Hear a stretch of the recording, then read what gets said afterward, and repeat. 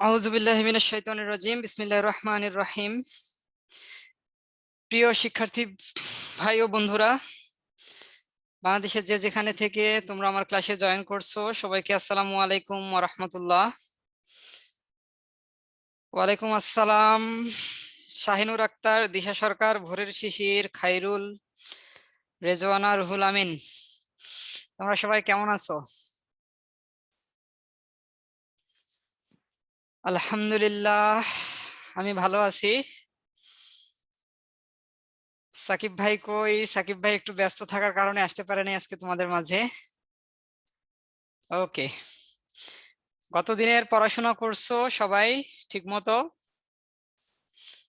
ভাইয়া আপনারা পড়াইছেন আর আমরা বই বন্ধ করে ঘুমাইছি, এটা হইছে? সবাই পড়ছো তো না? আচ্ছা, তো আজকের লেকচারের মধ্য দিয়ে আমাদের এই অধ্যায় শেষ হবে, ইনশাআল্লাহ শেষ হয়ে যাবে। আচ্ছা, এরপরে তোমাদের একটা করে রিভিশন ক্লাস পাবা তোমরা, ইনশাআল্লাহ। আচ্ছা, তো আজকে আমরা শুরু করব এই অধ্যায়ের বাকি অংশ, সেটা হচ্ছে ডিএনএ টেস্ট থেকে পরের অংশটুকু।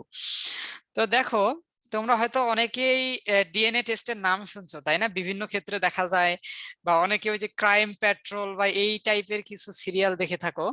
দেখা যায় যে একটা ক্রাইম হয়ে গেলে ওই যে দয়া নামক একজন ইন্সপেক্টর আছে, তাই না?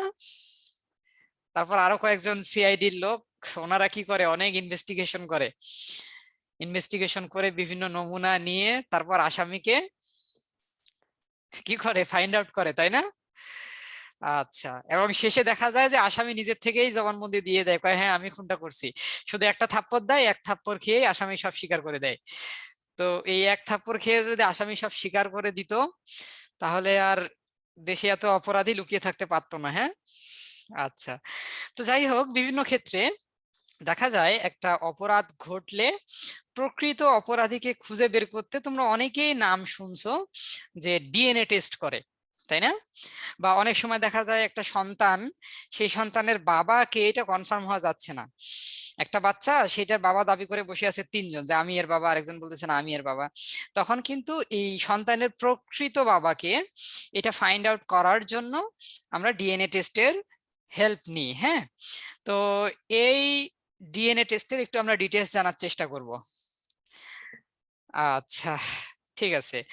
তাহলে দেখো, কিছু বেসিক কথা শুরুতে বলা আছে যে এই শতাব্দীতে ডিএনএ টেস্ট প্রযুক্তির গুরুত্ব অনেক অপরিসীম। এর ব্যবহার চিকিৎসা বিজ্ঞান, কৃষিক্ষেত্র, প্রাণী সম্পদ এবং ওষুধ শিল্পে এক নতুন অধ্যায়ের সৃষ্টি করছে। তো প্রচলিত স্বাক্ষর প্রমাণ ও প্রত্যক্ষদর্শী নির্ভর বিচার ব্যবস্থার পাশাপাশি বাংলাদেশে সুবিচার পাওয়ার এক নতুন উপায় হচ্ছে ডিএনএ টেস্ট। একদম 100% অ্যাকুরেট, তাই না? ডিএনএ ম্যাচ করে যে অপরাধীটা খুঁজে পাওয়া যায়, সে একদম খাঁটি অপরাধী, একদম আসল অপরাধী। তো ডিএনএ টেস্টের বিজ্ঞান ভিত্তিক এই ব্যবহারিক পদ্ধতিকে বলা হয় ডিএনএ ফিঙ্গারপ্রিন্টিং। তো ফিঙ্গারপ্রিন্ট সম্পর্কে সবার ধারণা আছে। আজকাল তো ফিঙ্গারপ্রিন্ট টাচ ফোন গুলা অনেক অ্যাভেলেবল, তাই না? সবাই জানো যে ফোনের পিছনে একটা আঙ্গুল দিলেই ফোনের লকটা খুলে যায়। তো আমাদের এই আঙ্গুলে অনেকগুলো ছাপ আছে, তাই না? দেখলেই বোঝা যায়। এই ছাপ গুলাকে একবার আমরা মোবাইলে রেকর্ড করি, এরপর সেই ছাপ দিয়ে লকটা সেট করে দেই। এরপর যখনই ওই ছাপটা আমরা দেই, ফোন তখন বুঝতে পারে যে হ্যাঁ এটা আগেই সেভ করা আছে, তখন সে লকটা খুলে দেয়। তো ডিএনএরও এরকম আঙ্গুলের ছাপের যেমন একটা প্রতিচ্ছবি থাকে, তোমরা দেখবা ওই মোবাইলে স্ক্যান করার সময় একটা ডিজাইন উঠে এরকম, তাই না? অনেক সুন্দর, এই ধরনের মনে হচ্ছে ভাঙা ভাঙা পুরো আঙ্গুলটার একটা ডিজাইন উঠে এরকম। তো একটা মানুষের ডিএনএ নিয়ে এই ডিএনএ গুলার একটা ফিঙ্গারপ্রিন্টের মতো ছবি তৈরি করা যায় বা প্রতিচ্ছবি তৈরি করা যায়। এই পদ্ধতিটাকে আমরা বলি ডিএনএ ফিঙ্গারপ্রিন্টিং। তো কিভাবে করা হয়? এই ধরনের প্রক্রিয়াগুলোর ডিএনএ টাইপিং, ডিএনএ টেস্টিং ইত্যাদি আরো অনেক নাম প্রচলিত আছে। তাহলে DNA test, DNA fingerprinting, DNA typing, DNA testing, এই সব নাম প্রচলিত আছে। এখন বিষয় হচ্ছে, ডিএনএ টেস্ট সুসম্পন্ন করার জন্য প্রথমে প্রয়োজন হবে আমাদের জৈবিক নমুনা। তুমি ডিএনএ টেস্ট করবা, তাহলে দেহের মধ্য থেকে এমন কিছু নিতে হবে যার মধ্যে ডিএনএ পাওয়া যায়। ডিএনএ থাকে কোষের কোন অঙ্গাণুর মধ্যে বলো তো? কোষের কোন অঙ্গাণুর মধ্যে ডিএনএ থাকে? নিউক্লিয়াসের মধ্যে, ভেরি গুড। তাহলে হ্যাঁ, ক্রোমোজোম, ক্রোমোজোম থেকে আলটিমেটলি নিউক্লিয়াসের মধ্যে। তো শরীরের এমন কোন নমুনার প্রয়োজন হবে যেখানে নিউক্লিয়াস বা ক্রোমোজোম পাওয়া যাবে। কি কি নমুনা সেগুলো হতে পারে দেখো, ব্যক্তির হাড়, দাঁত, চুল। এই চুল কিন্তু নরমালি যে চুলের এই একদম বাইরের অংশটুকু, কালো অংশটুকু দেখি, এটিতে কোনো ডিএনএ থাকে না। কিন্তু তোমরা একবার একটা চুল টেনে ছিঁড়লে চুলের গোড়াটা দেখতে পাও না? মনে হয় মাথার ভিতরে ত্বকের একটু অংশ নিয়ে বের হয়ে আসছে চুলটা। মানে যদি একদম উপরাই ফেলো, ছিঁড়ে না, চুলটাকে একদম উপরে উপরাই ফেললে মনে হয় সাদা সাদা স্কিনের একটা পার্ট নিয়ে এসে উঠে আসে, তাই না? উপরে আসে, যেমন গাছকে উপরাইলে সে শিকড় নিয়ে চলে আসে। তো এই অংশটুকুতে ডিএনএ পাওয়া যায়। তারপর রক্তে পাওয়া যায়, লালায় পাওয়া যায়, বীর্য বা এই টিস্যুগুলো থেকে মানে আমরা ডিএনএ আহরণ করতে পারি। তাই এই টিস্যুগুলা বা এগুলা জৈবিক নমুনা হতে পারে। এই সব জৈবিক নমুনা থেকে ডিএনএ আলাদা করে তারপর আমরা টেস্ট করে অপরাধীর সাথে মিলাইতে পারি। কিভাবে? যে অপরাধস্থল কিংবা অপরাধের শিকার এমন ব্যক্তির কাছ থেকে সংগ্রহ করা জৈবিক নমুনার ডিএনএ নকশাকে সন্দেহভাজনের কাছ থেকে নেওয়া রক্ত বা জৈবিক নমুনার ডিএনএ নকশার সাথে তুলনা করা হয়। সাপোজ কেউ একটা অপরাধ করে আসছে, সাপোজ রেপ করে আসছে একজন, রেপ করার কারণে সেখানে কিন্তু তার বীর্য বা সিমেন্ট এই জাতীয় টিস্যুগুলো পাওয়া যাবে। এরপর সেই সিমেন্টটা বা সেই নমুনাটা কালেক্ট করে পুলিশ যে যে আসামিগুলোকে সন্দেহ করবে তাদের ডিএনএ নিয়ে তাদের সাথে ম্যাচ করবে, যে কার সাথে ম্যাচ করতেছে, যার সাথে এই ডিএনএ ম্যাচ করবে বা মিলে যাবে সেই হচ্ছে প্রকৃত আসামি, তখন তাকে সাজা দেওয়া হবে। আচ্ছা, তো কিভাবে সেটা করা হয় দেখো, কিছু শর্টকাটে ব্যাখ্যা দেওয়া আছে, যদিও এই পদ্ধতিটা অনেক জটিল, কিন্তু শর্টকাটে ব্যাখ্যা দেওয়া আছে যে এই পদ্ধতিতে প্রথমে নমুনা থেকে রাসায়নিক প্রক্রিয়ায় ডিএনএ আলাদা করে নিতে হয় এবং একাধিক সীমাবদ্ধ এনজাইম বা রেস্ট্রিকশন এনজাইম, এই রেস্ট্রিকশন এনজাইম হচ্ছে বিশেষ এক ধরনের এনজাইম যেটা ডিএনএ কাটার কাজে ব্যবহৃত হয়। ডিএনএ তো অনেক লম্বা, তাই না? তো এই ডিএনএ টেস্টের উদ্দেশ্যে ডিএনএটাকে ছোট ছোট ছোট ছোট খণ্ড করে ফেলতে হয়, ছোট ছোট খণ্ড করে ভাগ করতে হয়। তো এই ডিএনএ কাটার জন্য যে এনজাইমটা লাগে সেটার নাম হচ্ছে সীমাবদ্ধ এনজাইম বা রেস্ট্রিকশন এনজাইম। তোমরা মনে রাখবা, তাহলে যদি প্রশ্ন আসে কোন এনজাইমটি ডিএনএ কে কাটার জন্য ব্যবহার করা হয়, তাহলে আমরা অ্যান্সার দিব সীমাবদ্ধ এনজাইম বা রেস্ট্রিকশন এনজাইম। তো এরপর এগুলোকে কেটে কেটে ছোট টুকরা করা হয়। তারপর একটা বিশেষ পদ্ধতি, সেই পদ্ধতিটার নাম হচ্ছে ইলেকট্রোফোরেসিস। এই পদ্ধতির ডিটেলস তোমাদের সিলেবাসের অন্তর্ভুক্ত না, আরো বড় হয় ইন্টারমিডিয়েটে উঠো, তারপরে জানতে পারবা। তো এই ইলেকট্রোফোরেসিস পদ্ধতির মাধ্যমে ডিএনএ টুকরাগুলোকে তাদের দৈর্ঘ্য অনুসারে বিভিন্ন ব্যান্ড আকারে সাজানো হয়।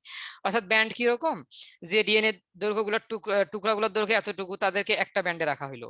আবার যাদের দৈর্ঘ্য এতটুকু তাদেরকে আরেকটা সারিতে রাখা হইলো।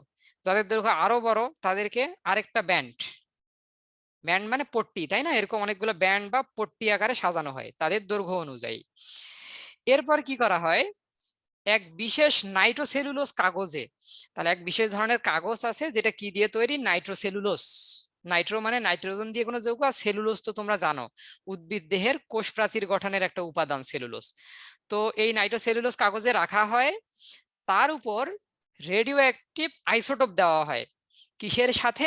একটা ডিএনএ প্রোবের সাথে। ডিএনএ প্রোবটা কি জানো? বন্দুক, বন্দুক দেখছো, বন্দুক কি করা হয়, গুলি করা হয় না রিভলভার দিয়ে? তো এই প্রোব হচ্ছে এমন একটা যন্ত্র, দেখতে অনেকটা বন্দুকের মতো, যার একটা মাথা থাকে অনেকটা সূচালো, এই ধরনের, এই ধরনের, হ্যাঁ। তো এটাকে বলা হয় ডিএনএ প্রোব। তো এই রেডিও অ্যাক্টিভ আইসোটোপটাকে আমরা ডিএনএ প্রোবের সাথে নিব, তারপর সেটাকে এক্স রে ফিল্মের উপর রাখবো। এক্স রে ফিল্মের উপর রাখলে আমরা জানি যে আমাদের বডি দিয়ে যদি এক্স রে ফিল্ম পাস করি, আমরা এক্স রে পাস করি, তাহলে আমাদের বডির একটা ছবি পাওয়া যায় না? তোমরা দেখো না ওই যে ডাক্তাররা এক্স রে ফিল্মে যে এইভাবে নিয়ে দেখে লাংসে কোনো সমস্যা আছে কিনা, মাথায় কোনো সমস্যা আছে কিনা। তো এরপর যদি সেটাকে আমরা এক্স রে করি, তাহলে ওই ডিএনএটার একটা ছবি বা ইমেজ পাবো, যে ইমেজটা আমরা ওই যে ডাক্তারকে দেখাইতে গেলে ডাক্তার যে এক্স রে দেয়, তারপর একটা এক্স রে ফিল্ম পাওয়া যায়, এরকম একটা ছবি পাবো। তো এই ছবিটা তখন অপরাধস্থল থেকে প্রাপ্ত নমুনার সাথে যে ব্যক্তিগুলো নমুনার নেওয়া হয় তাদের সাথে মিলানো হয়। মনে করো ওইখান থেকে যে নমুনাগুলো, অপরাধ স্থল থেকে যে নমুনাগুলো পাইলাম, তাদের ডিএনএ টেস্ট করে একটা এক্সরে ফিল্ম তৈরি করলাম। এবার সন্দেহভাজন 4-5 জন ব্যক্তির কাছ থেকে ডিএনএ নিব, নিয়ে তাদের প্রত্যেকের ডিএনএ এর একটা করে এক্সরে ফিল্ম তৈরি করব। এবার মিলাবো যে কার এক্সরে ফিল্মের সাথে নমুনার এক্সরে ফিল্মটা সবচেয়ে বেশি মিলে যায়। যে যারটাই মিলে যাবে কি তারই ধরো, তাই না, তার খবর আছে। আচ্ছা, তো এরকম ভাবে এই দুই নমুনার মধ্যে মিল আর অমিল গুলো চিহ্নিত করা হয়। তো এই পদ্ধতিটাকে বর্তমানে বলা হয় ডিএনএ ফিঙ্গারপ্রিন্টিং। কেন? যে কারণ এখানে একটা এক্সরে ফিল্ম তৈরি হচ্ছে এবং ফিল্মটা অনেকটা আমাদের আঙ্গুলের ফিঙ্গারপ্রিন্টের মতোই ইউনিক বা অনন্য, কারোটার সাথে কারোটা মিলে না। ঠিক আছে, আমাদের আঙ্গুলের ছাপ যেমন কারোটার সাথে কারোটা মিলে না, ঠিক এই এক্সরে ফিল্মটাও এরকম হয়, কারোটার সাথে কারোটা মিলে না। আর বর্তমানে কি ব্যবহার করা হয়? এক ধরনের পদ্ধতি ব্যবহার করা হয়, সেই পদ্ধতিটার নাম হচ্ছে পলিমারেজ চেইন রিঅ্যাকশন বা পিসিআর। এই পিসিআর পদ্ধতি প্রয়োগ করে অল্প নমুনা ব্যবহার করে নির্ভুলভাবে শনাক্তকরণ করা সম্ভব হচ্ছে পিসিআর। তোমরা এই যে অনেকে এই নাম শুনবা, কোভিড টেস্টের জন্য আরটিপিসিআর নামক একটা টেস্ট করা হয়, নাম শুনছো? বা বর্তমানে র্যাপিড অ্যান্টিজেন টেস্ট করা হয়, আরটিপিসিআর করা হয়। হ্যাঁ, এই ডিএনএ প্রোব থেকে রেডিও অ্যাক্টিভ আইসোটোপ গুলো নির্গত হয়, তারপর সেগুলা এক্সরে ফিল্মে রেখে সেখান থেকে ডিএনএ এর একটা ছবি ধারণ করা হয়। বুঝতে পারছো? খুব সিম্পল। তারপরে আমি তোমাদেরকে একটু স্লাইড থেকে একটা ইমেজ থেকে শর্টকাটে একটু দেখাই দেই, মনোযোগ দাও সবাই। আচ্ছা, হ্যাঁ, আজকেই তোমাদের অফিসিয়াল শেষ ক্লাস, মানে অধ্যায়ের শেষ ক্লাস। এরপরে রেগুলার আর কোনো লেকচার তোমাদের বাকি নাই। দেখো তাহলে এই ছবিটা একটু দেখো।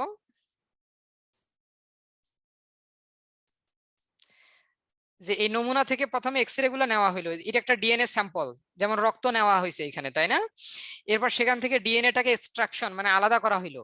এই ডিএনএ গুলো অনেক পেঁচানো, দেখো ক্রোমোজোম গুলো অনেক পেঁচানো। এরপরে আমরা কি করলাম, যে পিসিআর পদ্ধতি বা অন্য যে কোনো পদ্ধতি ব্যবহার করে এই ডিএনএ গুলাকে রেস্ট্রিকশন বা সীমাবদ্ধ এনজাইম, রেস্ট্রিকশন বা সীমাবদ্ধ এনজাইম ব্যবহার করে এদেরকে এই যে ছোট ছোট টুকরা করলাম, দেখো অনেকগুলো টুকরা। এরপর টুকরাগুলোকে তাদের দৈর্ঘ্য অনুযায়ী সাজাইলাম ইলেকট্রোফোরেসিস প্রক্রিয়ার মাধ্যমে। দেখো সবচেয়ে প্রথমে বড়টা, তারপরে তার থেকে ছোটটা, তারপরে ছোটটা, এরপরে এইভাবে সাজানো হইলো। এরপর এদেরকে এক্সরে ফিল্মের মধ্যে রেখে একটা আমরা ভিজুয়ালাইজেশন, একটা ছবি তৈরি করব বা একটা ডিএনএ প্রোফাইল তৈরি করব। এই প্রোফাইলটা এখন সন্দেহজনক ব্যক্তির ডিএনএ এর নমুনার সাথে মিলানো হবে, যার সাথে মিলে যাবে সেই হচ্ছে প্রকৃত আসামি। বুঝতে পারছো সবাই? সাকিব ভাইয়া কোথায়? সাকিব ভাইয়া একটু ব্যস্ত, যার কারণে আসতে পারে নাই। সেলুলোসের সংকেত কি? দেখো সেলুলোজ হচ্ছে অনেকগুলো অণু সমন্বয়ে গঠিত, এর নির্দিষ্ট কোনো সংকেত তুমি পাবা না। মানে অনেকগুলো অণু, অনেকগুলো গ্লুকোজ অণু একটার সাথে একটা, একটার সাথে একটা যদি যুক্ত হয় তখন সেলুলোজ গঠন হয়। হ্যাঁ, তো এর নির্দিষ্ট কোনো সংকেত তুমি পাবা না, তবে একটা সাধারণ ফর্মুলা আছে, সাধারণ ফর্মুলাটা হচ্ছে C6H10 O5, এখানে দেওয়া হয় একটা এন। এই এনটা মিনিং করে যে এরকম অসংখ্য অণু, অনেকগুলো অণু একটার সাথে একটা যুক্ত থেকে থেকে থেকে থেকে থেকে পুরো সেলুলোজটা তৈরি করছে। এটা হচ্ছে সেলুলোজের সাধারণ সংকেত। ঠিক আছে? আচ্ছা, তাহলে এই গেল আমাদের ডিএনএ টেস্ট, খুব সিম্পল ভাবে উপস্থাপন করা আছে। তোমরা যখন পরবর্তী ক্লাসে আসবা তো তখন আরো ডিটেলস জানতে পারবা ইনশাল্লাহ। ডিএনএ কতটা ইম্পর্টেন্ট? অনেক বেশি ইম্পর্টেন্ট, রিটেনে আসতেই পারে। ডিএনএ এর গঠন ব্যাখ্যা করো, ডিএনএ টেস্ট সম্পর্কে লিখো, বা ঘ নাম্বারে চলে আসতে পারে ডিএনএ টেস্টের ব্যবহার লিখো। ঠিক আছে, সো গুরুত্বপূর্ণ। আচ্ছা, এরপরে আসি পরের টপিকস।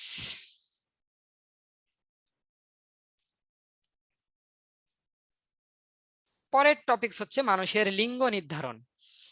তোমরা অনেক জায়গায় শুনে থাকবা যে নতুন দম্পতি তারা বিয়ে করছে, কিছুদিন পর তাদের বাচ্চা হয়। এই প্রথম বাচ্চা হওয়ার পরে গ্রামে বিশেষ করে এই বিষয়টা বেশি প্রকট, যে ছেলে বাচ্চা হইলে সবাই খুশি হয়, আর মেয়ে বাচ্চা হইলে, যদিও এই টেন্ডেন্সি বর্তমানে কমে আসতেছে, তারপর অনেক মানুষ এখনো আছে মেয়ে বাচ্চার খোঁজ শুনলে তাদের মুখ কালো হয়ে যায়, তাই না? তো এটার জন্য তখন তারা আবার কি করে, যে মা, সেই মাকে আবার গালাগালি করে, যে বা রাগ দেখায় যে কেন তুমি মেয়ে বাচ্চার জন্ম দিলা।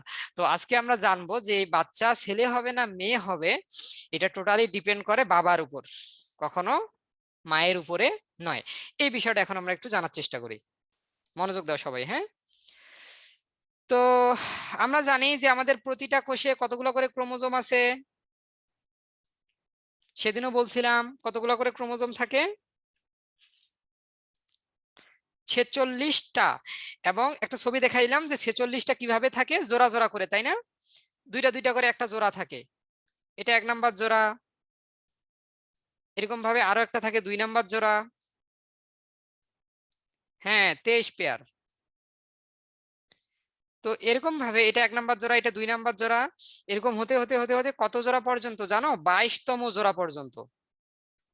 এই 22তম জোড়া পর্যন্ত ক্রোমোজোম গুলা পুরুষ লিঙ্গ এবং স্ত্রীলিঙ্গে একই রকম। এদেরকে কি বলি আমরা? গতদিন বলছিলাম, এই তো মনে আছে, এদের নাম হচ্ছে অটোসোম। আর 23তম জোড়াটা পুরুষ আর স্ত্রীতে ভিন্ন রকম। 23তম জোড়াটা পুরুষে থাকে, একটাকে প্রকাশ করা হয় এক্স দিয়ে আর একটাকে ওয়াই দিয়ে। পুরুষে সেটা থাকে এক্স ওয়াই, আর স্ত্রীলিঙ্গে 23তম জোড়াটা থাকে এক্স এক্স। এই যে 23তম জোড়ার ক্রোমোজোম, এই ক্রোমোজোম জোড়াটাই মূলত লিঙ্গ নির্ধারণে মূল ভূমিকা পালন করে। এই জন্য 23তম জোড়াকে বলা হয় সেক্স ক্রোমোজোম। 23তম জোড়া। তাহলে এ যেহেতু লিঙ্গ নির্ধারণে মূল ভূমিকা পালন করে, তাই একে বলা হয় সেক্স ক্রোমোজোম। এই তো সবাই জানো তোমরা। তাহলে আমি আবার বলতেছি যে আমাদের প্রতিটা কোষে 46 জোড়া 23 জোড়া বা 46টা ক্রোমোজোম থাকে।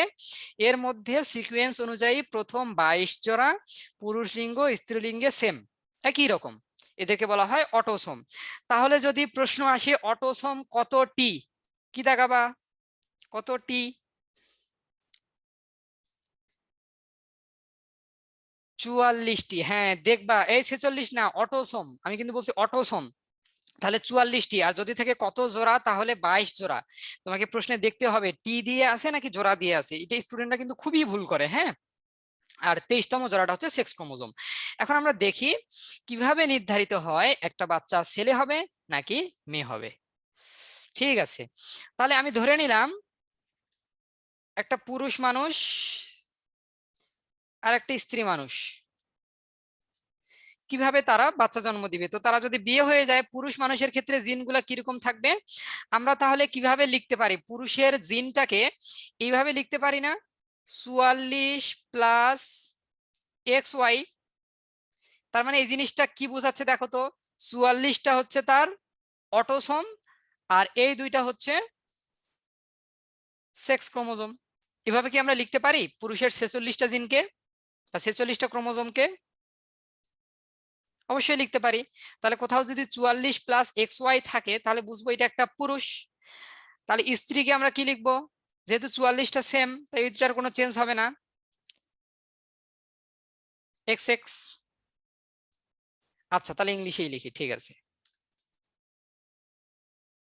44। হ্যাঁ, তাহলে এইভাবে আমরা লিখতে পারি। আচ্ছা, তাহলে তোমরা এখন দেখো তো, যে এটা পুরুষের একটা দেহের কোষের ক্রোমোজোম সংখ্যা, মানে দেহের প্রতিটা কোষের। তো দেহের যে কোনো কোষ থেকে, অর্থাৎ শুক্রাশয় বা ডিম্বাশয়ের কোষ থেকে শুক্রাণু বা ডিম্বাণু তৈরি হয়। এবং আমরা জানি যে একটা কোষের মধ্যে যদি 44 প্লাস এক্স এক্স ক্রোমোজোম থাকে, এটা থেকে যখন শুক্রাণু তৈরি হবে বা ডিম্বাণু তৈরি হবে, সেখানে কোন কোষ বিভাজন হয়?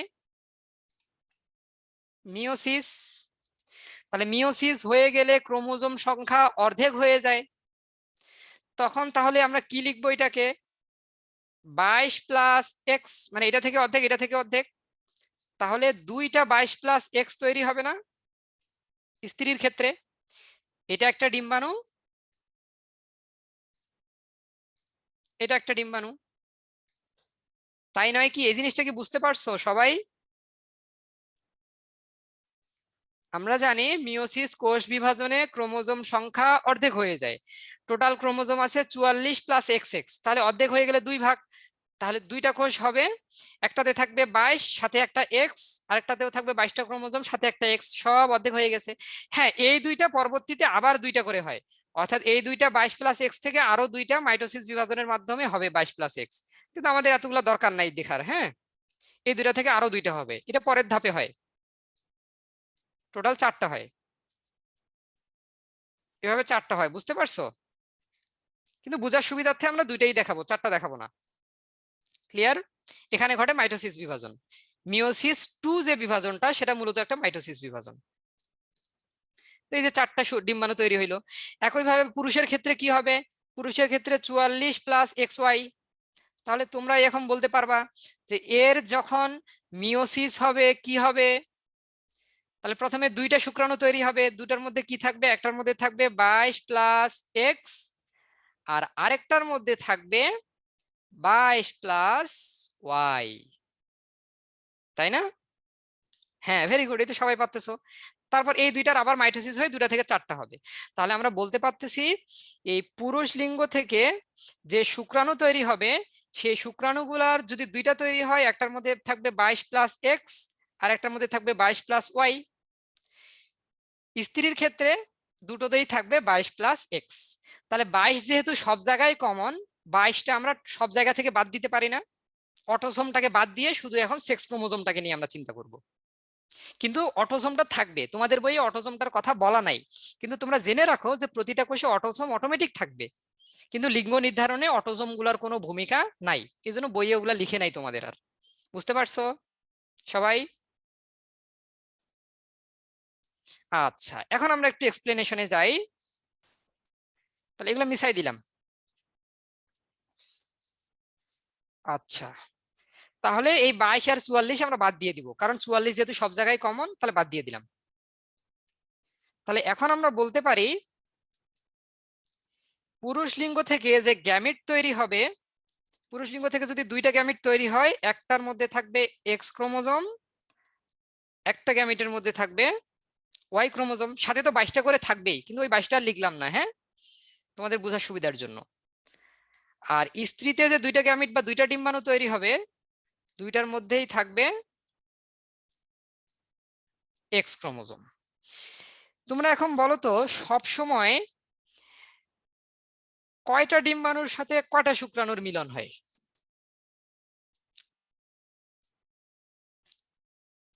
একটার সাথে একটা। এটা কিন্তু মনে রাখবা যে সেক্সুয়াল ইন্টারকোর্সের সময় সর্বদাই একটা শুক্রাণু একটা ডিম্বাণুর সাথে মিলিত হয়, হয়ে জাইগোট তৈরি করে। তাহলে এইখানে আছে আমাদের কয়টা শুক্রাণু? 2টা। এখানে আছে কয়টা ডিম্বাণু? 2টা, এই 2টা ডিম্বাণু, আর এই পাশে 2টা শুক্রাণু। তাহলে 2টা ডিম্বাণুর সাথে 2টা শুক্রাণু, তুমি কনফার্ম করে বলতে পারবা না কোন ডিম্বাণুর সাথে কোন শুক্রাণু মিলন হবে, এটা কনফার্ম করা করে বলা সম্ভব নয়। জমজ কেন হয় এটা পরে আসতেছি, আগে দেখো এই জিনিসটা, তুমি কি কনফার্ম করে বলতে পারবা যে কোন শুক্রাণুর সাথে কোন ডিম্বাণু মিলন হবে? এইটা টোটালি একটা অলৌকিক বিষয়, পুরা সৃষ্টিকর্তা নিয়ন্ত্রণ করে। তাহলে আমরা কিভাবে বুঝবো? একটা সম্ভাব্য থিওরি দিয়ে। সম্ভাব্য থিওরি কি? যে প্রথমে একটা শুক্রাণুকে ফিক্সড করব, ফিক্সড করে 2টা ডিম্বাণুর সাথেই নিষেক ঘটাবো, যেহেতু আমরা জানি না যে অ্যাকচুয়ালি কোন ডিম্বাণুর সাথে কোন শুক্রাণুর মিলন হবে, এই জন্য আমরা কি করব, একটা শুক্রাণুকে আগে ফিক্সড করব, করে 2টা ডিম্বাণুর সাথেই তাই মিলন ঘটাবো। তাহলে এই শুক্রাণুকে ফিক্সড করলাম, তাহলে এটার সাথে যদি মিলন হয়, সাপোজ এই শুক্রাণু এই ডিম্বাণুর সাথে মিলন হইলো, তাহলে বাচ্চার ক্রোমোজোম কিরকম হয়ে যাবে?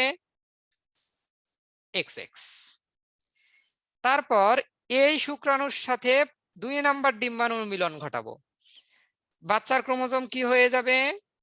XX। তাহলে এই শুক্রাণুর কাজ শেষ। এরপর 2 নাম্বার শুক্রাণুর মিলন ঘটাবো, তাহলে এর কাজ শেষ আমাদের। এরপর এই শুক্রাণুকে প্রথম ডিম্বাণুর সাথে মিলন ঘটাবো, আরেকটা কালার নেই, দাঁড়াও।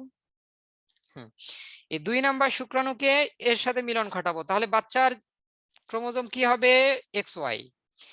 এরপর এর সাথে এর মিলন ঘটাবো, এটাও হয়ে যাবে এক্স ওয়াই। এখন বলো এটা তাহলে কি? ছেলে, সরি তোমরাই বলো এটা হবে মেয়ে। হ্যাঁ এই তো ধরতে পারছো। এটাও হবে মেয়ে, এইটা হবে ছেলে, এটা হবে ছেলে। আচ্ছা তোমাদের সব প্রশ্ন আমি দেখছি, আনসার দিচ্ছি ধীরে ধীরে, আগে একটু দেখো। তাহলে দেখো তো ওয়াই জিনটা বা ওয়াই ক্রোমোজোমটা কোথায় যাচ্ছে তার উপর ডিপেন্ড করতেছে ভবিষ্যৎ সন্তানের লিঙ্গ, তাই না? এই ওয়াই ক্রোমোজোম দিতেছে কে, মা না বাবা? দেখো কার কাছ থেকে ওয়াই ক্রোমোজোম আসছে, এই যে ওয়াই ক্রোমোজোম কার কাছ থেকে আসছে? পুরুষ মানে বাবার কাছ থেকে। তাহলে সন্তান ছেলে হবে না মেয়ে হবে, কার উপর ডিপেন্ড করে? বাবার উপর। তাহলে মেয়ে সন্তান হলে যদি গালাগালি করতেই হয় কাকে করতে হবে? বাবাকে করতে হবে, হ্যাঁ। আচ্ছা, তাহলে এই যে আমাদের সমাজের আসলে এখানে কাউকে গালাগালি করা যাবে না, কারণ এটা টোটালি হচ্ছে আল্লাহ তাআলার উপর নির্ভরশীল। যে বাবার কোন শুক্রাণু আসলে ডিম্বাণুর সাথে মিলিত হবে এটা টোটালি সৃষ্টিকর্তার উপর নির্ভরশীল। সো দোষ এখানে কারোই নাই, ছেলে হোক মেয়ে হোক সবই আল্লাহর রহমত। আবার ছেলে হোক মেয়ে হোক দুটি সন্তানই যথেষ্ট। আচ্ছা, এখন তোমরা অনেক প্রশ্ন করছো ভাইয়া। একজন বলছো ডিম্বাশয়ে কি একাধিক ডিম্বাণু থাকে? সাধারণত কিছু কথা শুনো, সাধারণত প্রতি মাসে ডিম্বাশয়ে একটা মাত্র ডিম্বাণু পরিপক্ক হয়, আর কোনো ডিম্বাণু পরিপক্ক হয় না। বুঝতে পারছো? তো সেটা এই ডিম্বাণুও পরিপক্ক হতে পারে, এই ডিম্বাণুও পরিপক্ক হতে পারে, কিন্তু শুক্রাণু থাকে অনেকগুলা। এই অনেকগুলো শুক্রাণুর মধ্যে প্রতিযোগিতা হয়, হয়ে যে প্রথমে গিয়ে ডিম্বাণুকে নিষিক্ত করতে পারে সেই পৃথিবীতে আসে। বুঝতে পারছো? এটা গেল এক নাম্বার কথা। এখন হচ্ছে দুই নাম্বার কথা কি, তোমরা বললা তাহলে যমজ কেন হয়? আমি বললাম স্বাভাবিক ক্ষেত্রে প্রতি মাসে ডিম্বাশয়ে একটি মাত্র ডিম্বাণু পরিপক্ক হয়, কিন্তু সাধারণ কেসের বাইরে তো কিছু এক্সেপশনাল কেস থাকে না, ব্যতিক্রম থাকে না? কিছু কিছু স্ত্রীর ক্ষেত্রে দেখা যাচ্ছে দুটা ডিম্বাণু পরিপক্ক হয়েছে, ব্যতিক্রম। শুক্রাণুর তো অভাব নাই, শুক্রাণু তো অনেক। যদি কোনোভাবে দুটা ডিম্বাণু তৈরি হয় কোনো স্ত্রীর ডিম্বাশয়ে, সেক্ষেত্রে দুইটা শুক্রাণু গিয়ে দুইটা ডিম্বাণুকে নিষিক্ত করতে পারবে না। তখন এখানে কি হবে? দুইটা বেবি হবে বা যমজ বেবি হবে। বুঝতে পারছো? এভাবে চারটাও হতে পারে যদি চারটা ডিম্বাণু পরিপক্ক হয়, কিন্তু খুব রেয়ার কেস, এগুলো খুব কমই পাওয়া যায়, হ্যাঁ খুব রেয়ার, ব্যতিক্রম, এক্সেপশনাল কেস। আর ক্লিবলিং এর বিষয়টা হচ্ছে, ক্লিবলিং এর বিষয়টা কি, সেটা হচ্ছে যে এক্স এক্স বা এক্স ওয়াই থাকে, এরপরে এই বাচ্চাটা পরিপক্ক হয়, তারপরে তো তার জননাঙ্গগুলো পরিস্ফুটিত হয়, তাই না? স্ত্রীলিঙ্গ হলে তার স্ত্রী জননাঙ্গগুলো পরিস্ফুটিত হবে, ডিম্বাশয়, ডিম্বনালী এগুলা। পুরুষ লিঙ্গ হলে তার পুরুষ লিঙ্গগুলো পরিস্ফুটিত হবে। এগুলো হওয়ার জন্য বিভিন্ন এনজাইম কাজ করে, কিন্তু ওই এনজাইম গুলার যদি ঘাটতি থাকে, ওই প্রোটিন গুলার যদি ঘাটতি থাকে, তাহলে এই জননাঙ্গগুলা আর পূর্ণভাবে তৈরি হতে পারে না, তখন সেটা থার্ড জেন্ডার হয়। বুঝতে পারছো? আচ্ছা, তাহলে এই হচ্ছে কথা। একসাথে হাইয়েস্ট কয়টা বেবি হতে পারে এটার ফিক্সড কোনো সংখ্যা নেই ভাইয়া, নরমালি একটাই হয়, কিন্তু এক্সেপশনাল 2 3 4টা পর্যন্ত পাওয়া গেছে আর কি এ পর্যন্ত। আচ্ছা, তবে এগুলো রেয়ার কেস। আশা করি বুঝতে পারছো। এই লিঙ্গ নির্ধারণ নীতি তোমাদের পরীক্ষার জন্য খুবই খুবই খুবই ইম্পর্টেন্ট, কিন্তু পরীক্ষায় আসবে, হ্যাঁ। সবাই খুব সুন্দর মতো লিখতে পারবা না এখন ইনশাআল্লাহ? আচ্ছা, ইনশাআল্লাহ। তো সাপোজ মনে করো যে ক্লিবলিঙ্গ কেন হয়, মনে করো একটা বাচ্চা হইলো, তার জিনের টাইপ এইটা বা ক্রোমোজোম এইটা এক্স ওয়াই, তাহলে সে ছেলে হবে না? কিন্তু এই বাচ্চাটা ছেলে হওয়ার পর ধীরে ধীরে সে তো পরিপক্ক হবে, যখন বড় হবে তার যে জননাঙ্গ গুলো আছে পুং জননাঙ্গ, এই জননাঙ্গ গুলো পরিস্ফুটিত হবে না, উন্নত হবে ধীরে ধীরে। এই জননাঙ্গ গুলো উন্নত হওয়ার জন্য অনেক প্রোটিন দরকার হয়, অনেক রাসায়নিক পদার্থের দরকার হয়, হরমোনের দরকার হয়। কোনোভাবে যদি ওই ছেলের দেহে মনে করো ওই হরমোনের ঘাটতি আছে বা ওই হরমোন তৈরি হয় নাই, তখন কিন্তু পুং জননাঙ্গ গুলো বিকশিত হতে পারে না বা ঠিকমতো কাজ করতে পারে না, তখন তারা থার্ড জেন্ডার হয়। মেয়েদের ক্ষেত্রেও সেম ঘটনা। ঠিক আছে? আচ্ছা, একটি ক্রোমোজোমে কি একটি ডিএনএ থাকে? না ভাইয়া, অনেকগুলো ডিএনএ থাকে একটা ক্রোমোজোমে। আচ্ছা, এখন তাহলে বইটা একটু দেখো। এই যে যে জিনিসটা আমি পড়াইলাম সেইটাই বইয়ে দেওয়া আছে, মানুষের লিঙ্গ নির্ধারণ। বইটা এখন পড়লেই তোমরা একটু বুঝতে পারবা। এখানে দেখো, এই যে 23 জোড়া ক্রোমোজোমের ছবি দেওয়া আছে। এই ছবিটা গতদিনে আমি তোমাদেরকে দেখাইছিলাম, তাই না? দেখো, এই যে, তাহলে মেয়েদের ক্ষেত্রে আমরা পাই এক্স এক্স, আর ছেলেদের ক্ষেত্রে পাই এক্স ওয়াই। আর এরপরে তোমাদের বইয়ে যেটা, পরীক্ষায় যেটা আসবে সেটা হচ্ছে এই অংশটুকু। এই অংশটুকু দিতে হবে, এই যে এক্স এক্স এক্স ওয়াই, কি হবে, বাচ্চা ছেলে হচ্ছে বা মেয়ে হচ্ছে। আর পুরো জিনিসটা যেটা রিডিং এ দেওয়া আছে সেটা আমি তোমাদেরকে এতক্ষণ থেকে বুঝিয়ে দিয়ে আসলাম। এখানে দেখো সেটা দেওয়া আছে। তাহলে এখন যদি বলে যে বাবার ক্রোমোজোম মায়ের ক্রোমোজোম দেখিয়ে সন্তান কিরকম হবে এটার একটা ছক দেখাও, তো তীর চিহ্ন দিয়ে এই ছকগুলো দেখাইতে পারবো না ইনশাল্লাহ? 4 মার্কের প্রশ্ন, অর্থাৎ ঘ নাম্বারের প্রশ্নে কিন্তু আসার মতো একটা প্রশ্ন এই টপিক। ওকে, ঠিক আছে, ইনশাল্লাহ পারবো। এবং আমরা কিন্তু বাসা গিয়ে, সরি বাসায় তো তোমরা আসো, মানে ক্লাস শেষ করে অবশ্যই একবার প্র্যাকটিস করব সবাই, খাতায় লিখবো, মুখে মুখে পড়লে হবে না, খাতায় লিখতে হবে, হ্যাঁ? এরপরে দেখি আমরা জেনেটিক ডিসঅর্ডার বা বংশগতি ব্যাধি বা অস্বাভাবিকতা। তাহলে জেনেটিক ডিসঅর্ডার কি? ডিসঅর্ডার কথাটার অর্থ হচ্ছে অসুখ, রোগ। তাহলে এমন অসুখ যারা জিনের মাধ্যমে ছড়ায়। জিনের মাধ্যমে ছড়ায় মানে কি? আমরা কার কাছ থেকে জিন বা ক্রোমোজোম পাইছি? বাবার কাছ থেকে। তাহলে ওই অসুখ বাবার থাকলে আমারও হতে পারে। মায়ের কাছ থেকে জিন বা ডিএনএ পাই বা ক্রোমোজোম পাই, তাহলে ওই অসুখ মায়ের থাকলে আমারও হতে পারে। তাহলে এই ধরনের অসুখ যারা বংশগতীয়, এক প্রজন্ম থেকে আরেক প্রজন্মে আসে, এই অসুখগুলোকে আমরা বলি জেনেটিক ডিসঅর্ডার বা বংশগতি ব্যাধি। তো এটা কি কারণে হতে পারে? জিনের মিউটেশন ঘটানোর কারণে। মিউটেশন জিনিসটা কি? সাপোজ মনে করো একটা জিন আছে, এটা একটা ক্রোমোজোম, এর মধ্যে একটা জিন আছে, নীল রঙের সাপোজ একটা জিন বুঝাইলাম আমি। তো এটা হচ্ছে একটা স্বাভাবিক ক্রোমোজোমের জিন। পরিবেশের বিভিন্ন কারণে কি হয় জানো? ডিএনএ এর গঠনের চেঞ্জ হয়, জিনের চেঞ্জ হয়ে যায়। সেটা তেজস্ক্রিয় রশ্মির কারণে হতে পারে, ইউভি রশ্মির কারণে হতে পারে, বিভিন্ন রাসায়নিক দ্রব্যের প্রভাবে হতে পারে। অর্থাৎ স্বাভাবিক একটা জিনের যা গঠন, সেই গঠনটা চেঞ্জ হয়ে যায়। তাহলে একটা জিন স্বাভাবিক থাকলে সে যে কাজটা করতে পারবে, তার গঠন যদি চেঞ্জ হয়ে যায়, সে কি ওই কাজটা আর করতে পারবে? কখনোই কখনোই করতে পারবে না। এই যে ডিএনএ এর চেঞ্জ হয়ে যাওয়া বা জিনের গঠনের চেঞ্জ হয়ে যাওয়া, এই ঘটনাটাকে আমরা বলি মিউটেশন। এটাকে আমরা কি বলি? মিউটেশন।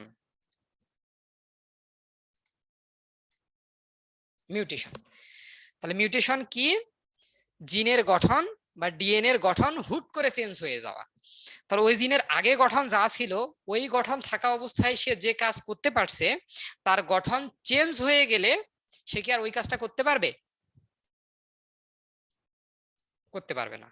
যেমন আমরা ধরে নেই আমাদের চোখে কিছু জিন থাকে, সেই জিনগুলা স্বাভাবিক অবস্থায় আমাদের রঙিন বস্তু দেখতে সাহায্য করে। বুঝতে পারছো? এখন ওই জিনের যদি মিউটেশন ঘটে যায়, চেঞ্জ হয়ে যায়, পরিবর্তন হয়ে যায়, তাহলে কি আর ওই বস্তুটাকে আমরা দেখতে পাবো? রঙিন বস্তুকে আর দেখতে পাবো? পাবো না। এই অবস্থাটাকে তখন আমরা বলি কালার ব্লাইন্ডনেস বা বর্ণান্ধতা। বুঝতে পারছো? সাপোজ মনে করো, আরো একটা উদাহরণ দেই। আমাদের রক্তে এক ধরনের কণিকা আছে, নাম হচ্ছে তার লোহিত কণিকা, তোমরা জানো তাই না? এই লোহিত কণিকার মধ্যে থাকে হিমোগ্লোবিন নামক একটা যৌগ, এটাও জানো। এই হিমোগ্লোবিনের উপাদান দুইটা, একটা হিম আর একটা গ্লোবিন, তাই না? হিম, গ্লোবিন। আমাদের দেহের যত উপাদান আছে, প্রোটিন থেকে শুরু করে দেহের প্রতিটা উপাদান তৈরির পিছনে কোনো না কোনো জিন দায়ী। বুঝতে পারছো? অর্থাৎ কোনো না কোনো ডিএনএ, কোনো না কোনো জিন আমাদের দেহের প্রতিটা উপাদান তৈরি করে। তাহলে কিছু জিন থাকবে যে কি তৈরি করবে, এই গ্লোবিনটা তৈরি করে। তাহলে কিছু জিন আছে যারা গ্লোবিন নামক প্রোটিনটা তৈরি করতেছে, ওই জিনে যদি এখন মিউটেশন ঘটে যায়, ওই জিনটা যদি চেঞ্জ হয়ে যায়, তাহলে কি গ্লোবিন প্রোটিনটা ঠিকমতো তৈরি হতে পারবে? পারবে না। গ্লোবিন যদি ঠিকমতো তৈরি না হয়, তাহলে কি হিমোগ্লোবিন ঠিকমতো তৈরি হতে পারবে? কারণ হিমোগ্লোবিনের গঠন উপাদানই গ্লোবিন। হিমোগ্লোবিন যদি ঠিকমতো তৈরি না হয়, তাহলে কি লোহিত রক্তকণিকা ঠিকমতো তৈরি হতে পারবে?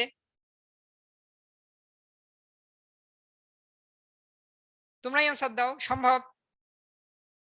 পারবে না।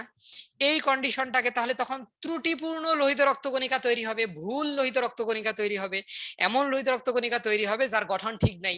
গঠন ঠিক না থাকলে সে কাজও ঠিক মতো করতে পারবে না। এই ঘটনাটাকে তখন আমরা বলি থ্যালাসেমিয়া। বুঝতে পারছো?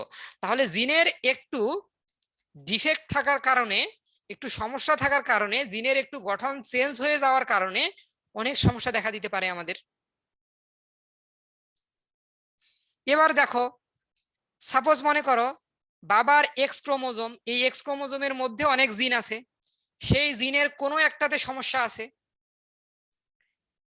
তাহলে বাবার এই এক্স ক্রোমোজোমটা তো আমাদের দেহে আসবে না, আমাদের শরীরে আসবে না। তাহলে বাবার ওই অসুখ থাকলে আমাদেরও সেম অসুখ হবে না? আচ্ছা, তাহলে এভাবে বংশগতীয় ব্যাধিগুলা এক প্রজন্ম থেকে আরেক প্রজন্মতে যায়। আমি আবার বলতেছি, তোমরা একটু রিপিট শুনে নাও। যে কি আমি বললাম, যে আমাদের দেহের প্রতিটা উপাদান, প্রতিটা রাসায়নিক উপাদান তৈরির পিছনে কোনো না কোনো জিন দায়ী, অর্থাৎ কোনো না কোনো জিন কাজ করে আমাদের দেহের প্রতিটা রাসায়নিক উপাদান তৈরির পিছনে। সেটা প্রোটিন হতে পারে, এনজাইম হতে পারে, হরমোন হতে পারে, হিমোগ্লোবিন হতে পারে, চোখের কোষ হতে পারে, মাথার কোষ হতে পারে। বুঝতে পারছো? সবকিছু তৈরির পিছনে কে দায়ী? জিন দায়ী। অর্থাৎ জিন যেভাবে নির্দেশ দিবে যে হ্যাঁ এইভাবে তৈরি করো, কোষটা ঠিক ওইভাবেই তৈরি হবে। এখন মনে করো, সাপোজ ধরে নিলাম লোহিত রক্তকণিকার উপাদান হিমোগ্লোবিন, হিমোগ্লোবিনের মধ্যে থাকে দুইটা উপাদান, একটার নাম হিম আর একটার নাম গ্লোবিন। এই গ্লোবিনটা হচ্ছে এক ধরনের প্রোটিন। তাহলে এই গ্লোবিন প্রোটিন তৈরির জন্য নিশ্চয় কোনো না কোনো কি দায়ী থাকবে? জিন দায়ী থাকবে। ওই জিনের মধ্যে যদি কোনো সমস্যা থাকে, কোনো ডিফেক্ট থাকে, কোনো ভুল থাকে, ওই জিনটার যদি মিউটেশন ঘটে যায়, তাহলে কি সে ঠিকমতো গ্লোবিন তৈরি করতে পারবে? পারবে না। ঠিকমতো গ্লোবিন তৈরি করতে না পারলে ঠিকমতো হিমোগ্লোবিন তৈরি হবে না। ঠিকমতো হিমোগ্লোবিন তৈরি না হইলে কি ঠিকমতো লোহিত রক্তকণিকা তৈরি হবে? না। এই ঠিকমতো লোহিত রক্তকণিকা না তৈরি হলে তখন প্রচন্ড রক্ত শূন্যতায় মানুষটা ভুগবে, এবং এই কন্ডিশনটাকে বলা হয় থ্যালাসেমিয়া। বুঝতে পারছো? তাহলে এরকম অসুখ আছে যারা জিনের মাধ্যমে এক প্রজন্ম থেকে আরেক প্রজন্মতে যায়। এখন কোথায় থাকতে পারে? এক্স ক্রোমোজোমেও থাকতে পারে, ওয়াই ক্রোমোজোমেও থাকতে পারে। এক্স ক্রোমোজোমের কোনো জিনে যদি ডিফেক্ট থাকে, এই জিনটা বাবার শরীর থেকে কার শরীরে আসবে? তার বাচ্চার শরীরে, মানে ছেলের শরীরে। তখন ছেলেও ওই অসুখে আক্রান্ত হবে। বুঝতে পারছো? গ্লোবিউলিন গ্লোবিন একই জিনিস, একই প্রোটিন। হ্যাঁ, আচ্ছা। এরপরে দেখো, ওয়াই ক্রোমোজোম যদি কোনো সমস্যা থাকে, এই ওয়াই ক্রোমোজোমও বাবার শরীর থেকে সন্তানের শরীরে আসবে, তখন ওই সন্তানটাও ওই রোগে আক্রান্ত হবে। তাহলে এভাবে এক্স ক্রোমোজোম বা ওয়াই ক্রোমোজোমের মাধ্যমে এই ডিসঅর্ডার বা এই অসুখগুলা বাবা মা থেকে সন্তান সন্ততিতে সঞ্চারিত হয়। বুঝতে পারছো? অ্যানিমিয়া থ্যালাসেমিয়া কি সেম? দেখো, অ্যানিমিয়া অনেক ভাবে হতে পারে, তার একটা কারণ হলো থ্যালাসেমিয়া। যদি তুমি এই হিম হিম যদি ঠিক মতো তৈরি না হয়, হিমের গঠন উপাদান হচ্ছে আয়রন, তুমি যদি আয়রন ঠিক মতো না খাও, তাহলে কি হিম তৈরি হতে পারবে? হিম তৈরি না হলে হিমোগ্লোবিনও তৈরি হবে না, না হলে তাও অ্যানিমিয়া হবে। অর্থাৎ অ্যানিমিয়া অনেক কারণে হতে পারে। তুমি যদি ভিটামিন বি 12 না খাও, তাও অ্যানিমিয়া হতে পারে। কিন্তু যদি শুধুমাত্র গ্লোবিন বা গ্লোবিউলিন ঠিক মতো তৈরি না হয়, তখন তাকে আমরা বলবো থ্যালাসেমিয়া। তাহলে অ্যানিমিয়া অনেক ভাবে হতে পারে, তার একটা কারণ হলো থ্যালাসেমিয়া। বুঝতে পারছো? অ্যানিমিয়া মানে রক্ত শূন্যতা, রক্তে লোহিত রক্তকণিকার ঘাটতি, এই ঘটনাটাকে বলি আমরা অ্যানিমিয়া বা রক্ত শূন্যতা। এখন দেখো, জিনিসটা তোমাদের জন্য অনেক ইজি হয়ে যাবে, আমরা একটু বইয়ে যাই। তাহলে দেখো, কিছু জিনগত অসুখ আছে যেগুলোতে মিউটেশন হয় এবং সেক্স ক্রোমোজোম অবস্থিততে জিনগুলোতে এসব অসুখকে বলে সেক্স লিঙ্ক অসুখ। অর্থাৎ যে অসুখগুলা কার মাধ্যমে ছড়ায়, সেক্স ক্রোমোজোমের মাধ্যমে ছড়ায়, এক্স অথবা ওয়াই ক্রোমোজোমের মাধ্যমে ছড়ায়। যেহেতু ওয়াই ক্রোমোজোম খুবই ছোট আকৃতির এবং এতে জিনের সংখ্যা কম, তাই বেশিরভাগ সেক্স লিঙ্ক অসুখ হয় এক্স ক্রোমোজোমের মাধ্যমে। ওয়াই জিনটার আকৃতি অনেক ছোট এবং এতে অনেক কম জিন থাকে, যার কারণে ম্যাক্সিমাম অসুখগুলো ছড়ায় এক্স ক্রোমোজোমের মাধ্যমে। আবার দেখো দুইটা কন্ডিশন, যে এই সেক্স লিঙ্ক ডিসঅর্ডার গুলাকে কে বেশি আক্রান্ত হবে, পুরুষরা না স্ত্রীরা? এই হৃদয় খান, তোমাকে ডাকলে কি হবে? হ্যাঁ, খুব মজার জিনিস, দেখো তো সেক্স লিঙ্ক ডিসঅর্ডার কারা বেশি আক্রান্ত হবে? এটা একটা নারী, এটা একটা পুরুষ। তোমরা অনেকেই সফলভাবে ভুল অ্যান্সার দিছো। সেক্স লিঙ্ক অসুখে বেশি আক্রান্ত হয় পুরুষরা, এবং এই দুনিয়ায় যে পুরুষরাই সবচেয়ে নির্যাতিত জাতি তার প্রমাণ এটা। কারণ কি দেখো তো, একটু আগেই আমরা জানলাম সেক্স লিঙ্ক ডিসঅর্ডার বেশি ছড়ায় কার মাধ্যমে, এক্স ক্রোমোজোমের মাধ্যমে। তো মনে করো নারীর দুইটা এক্স ক্রোমোজোম আছে, নারীর যদি এই এক্স ক্রোমোজোমটা সমস্যা থাকে আর এই এক্স ক্রোমোজোমটা সুস্থ থাকে, তাহলে কিন্তু ওই নারী রোগে আক্রান্ত হবে না। বুঝতে পারছো? কারণ এই এক্স ক্রোমোজোমের ব্যাকআপ কপি হিসেবে কাজ করবে এই এক্স ক্রোমোজোমটা। বুঝতে পারছো সবাই যারা নারী অ্যান্সার দিছো? ফলে একটা এক্স ক্রোমোজোমের সমস্যা থাকলেও আরেকটা এক্স ক্রোমোজোম ঠিকভাবে কাজ করতে পারবে, যার কারণে নারীর অসুখ হবে না, কিন্তু সে বাহক হিসেবে কাজ করবে। এই নারী যখন বাচ্চার জন্ম দিবে, এই এক্স ক্রোমোজোমটা তার বাচ্চার শরীরে চলে যাবে। বুঝতে পারছো? আবার বলতেছি যে সেক্স লিঙ্ক ডিসঅর্ডার বা সেক্স লিঙ্ক অসুখ বেশিরভাগ ক্ষেত্রে ছড়ায় এক্স ক্রোমোজোমের মধ্য দিয়ে, কিন্তু নারীর এক্স ক্রোমোজোম আছে কয়টা? দুটা। দুটো এক্স ক্রোমোজোম থাকলে একটাতে যদি সমস্যা হয়, একটা যদি ঠিক থাকে, তাহলে কিন্তু কি হবে, এই এক্স ক্রোমোজোমটা তার ব্যাকআপ কপি হিসেবে কাজ করতে পারবে। আর যদি দুটাতেই সমস্যা থাকে তাহলেই ওই নারী রোগে আক্রান্ত হবে, নতুবা সে হবে রোগের বাহক। অর্থাৎ একটা এক্স ক্রোমোজোমে যদি মিউটেশন ঘটে আর একটা ভালো থাকে, তাহলে ওই নারীটা রোগে আক্রান্ত হবে না, সে হবে বাহক। কিন্তু পুরুষের ক্ষেত্রে এখন আসো, পুরুষের ক্ষেত্রে এক্স ক্রোমোজোম কয়টা? মাত্র একটাই। ওই এক্স ক্রোমোজোমের সমস্যা থাকলে তার কি আর কোনো ব্যাকআপ কপি আছে? নাই। তাহলে একটাই এক্স ক্রোমোজোম, ওইটাই আল্লাহ ভরসা, ওইটাতে যদি কোনো সমস্যা হয় সব শেষ। তার মানে ওই পুরুষ সরাসরি ওই রোগে আক্রান্ত হবে। তার মানে আক্রান্ত হওয়ার রিস্ক বেশি বেশি কাদের? পুরুষদের। শুরুতেই বলছি পুরুষরা হচ্ছে এই জগতের সবচেয়ে নির্যাতিত জাতি। আচ্ছা, ঠিক আছে, এখন দেখি এজন্য বলা হয় যে পুরুষরা এগুলোতে বেশি আক্রান্ত হয়। আচ্ছা, তাহলে দেখো আরেকটি এক্স ক্রোমোজোম থাকার কারণে রোগ লক্ষণ প্রকাশ পায় না, তখন এরা বাহক হয়। আর দুটি এক্স ক্রোমোজোমেই যদি একই সাথে মিউটেশন ঘটে তাহলেই তাদের অসুখ হবে, কিন্তু এটা খুব কম হয়, বড়জোর তারা বাহক হয়, কিন্তু পুরুষরা সরাসরি আক্রান্ত হয়। তো এই সেক্স লিঙ্ক ডিসঅর্ডার দুটো তোমাদের বই আলোচনা করে দেওয়া আছে, আমরা এখন এই দুইটা সম্পর্কে জানবো। প্রথমে হচ্ছে কালার ব্লাইন্ডনেস বা লাল সবুজ বর্ণান্ধতা বা শুধু বর্ণান্ধতা। তো আমি একটু আগে তোমাদেরকে বলছি যে আমাদের চোখের কোন অংশটা কি করে, বস্তুর প্রতিবিম্ব তৈরি করে, এটা কি জানো? বস্তুর প্রতিবিম্ব তৈরি হয় চোখের কোন অংশে? রেটিনা। তোমরা এখন বলতে পারো ভাই রেটিনা তো medical and dental admission coaching এ যে আপনারা আমাদেরকে পড়াচ্ছেন, আপনারা রেটিনা, তাহলে আপনারা আবার চোখে ঢুকলেন কেমনে, তাই না?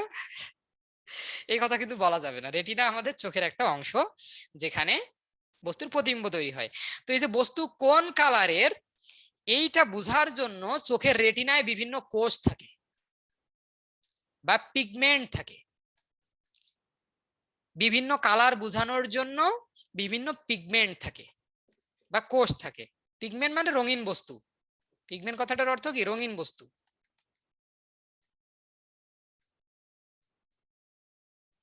হ্যাঁ, এই কোষগুলোর নাম হচ্ছে, এক ধরনের কোষের নাম হচ্ছে রড কোষ, আর এক ধরনের কোষের নাম হচ্ছে কোন সেল। Sajid, very good. কোন কোষ, তার নামই কোন কোষ। তোমরা আবার ভাবিও না ভাইয়া প্রশ্ন করতেছে কোন কোষ। আচ্ছা, ওর নামই কোন কোষ। হ্যাঁ, রড সেল এন্ড কোন সেল। তো এই রড কোষটা দেখতে সাহায্য করে সাদা কালো আলো, ব্ল্যাক এন্ড হোয়াইট ভিশন। আর কোন কোষটা দেখতে সাহায্য করে রঙিন বস্তু বা কালার্ড ম্যাটেরিয়াল। বুঝতে পারছো? এই যে কোন কোষ তৈরির জন্য এক্স ক্রোমোজোমের কিছু জিন দায়ী থাকে। তাহলে এক্স ক্রোমোজোমের জিন কিছু আছে যারা চোখের মধ্যে কোন কোষগুলো তৈরি করে। তাহলে এক্স ক্রোমোজোমের ওই জিনে যদি সমস্যা থাকে তাহলে কি কোন কোষ তৈরি হতে পারবে না। যদি কোন কোষ তৈরি না হয় তাহলে ওই ব্যক্তি কি আর রঙিন বস্তু দেখতে পাবে না। এই অবস্থাটাকে বলা হয় কালার ব্লাইন্ডনেস বা বর্ণান্ধতা। বুঝছো সবাই? খুব সিম্পল। হ্যাঁ, তাহলে এটা হচ্ছে কালার ব্লাইন্ডনেস বা বর্ণান্ধতা বা লাল সবুজ বর্ণান্ধতা। আচ্ছা, বইয়ে দেখি এখন একটু। তাহলে দেখো, কোনো রং ঠিক মতো চিনতে পারে না।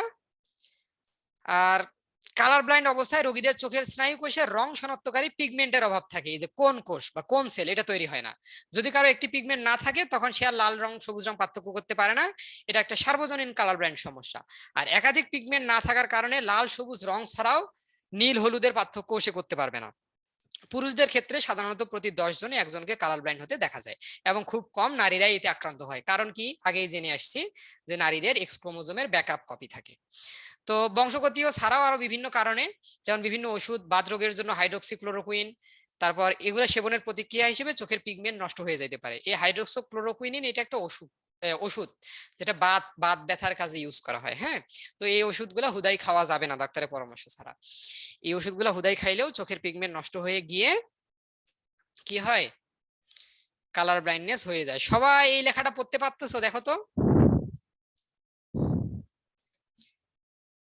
কত এটা, দেখি সবাই পড়তে পারতেছো কিনা। যেই এই লেখা পড়তে পারবে না তারই কালার ব্লাইন্ডনেস আছে 74। কি বলো, আমি তো এখানে 87 দেখতেছি। তাহলে আমি তো শেষ, তাই না? আচ্ছা, 71, 74। হ্যাঁ, তো এই টেস্টটার নাম হচ্ছে ইশিহারা টেস্ট। Ishihara test. এই ইশিহারা টেস্ট দিয়ে কি করা হয়, লাল সবুজ বর্ণান্ধতা টেস্ট করা হয় যে তার মধ্যে। আচ্ছা, আর কালার ব্লাইন্ড মানুষ দেখবে এখানে 21। কেউ যদি 21 দেখে তাহলে মারছে, সে কালার ব্লাইন্ড, ডাক্তারের পরামর্শ নিতে দেখবে। আর সুস্থ মানুষ দেখবে 74। আমি জানি তোমরা সব ফাজিলের দল, সব শয়তানি করে বলতেছো এখন 21। আচ্ছা, আর আমি দেখি 47। এখন দেখি এটার বংশগতিটা আমরা কিভাবে ডিটারমাইন করব, কিভাবে বুঝবো যে বাবা বর্ণান্ধ হলে সন্তান হবে কিনা। দেখি তো একটু। তাহলে আমি ধরে নিলাম যে সাধারণ এক্স ক্রোমোজোম এরকম, এটা একটা সাধারণ নারীর ক্রোমোজোম আর এটা একটা সাধারণ পুরুষের ক্রোমোজোম,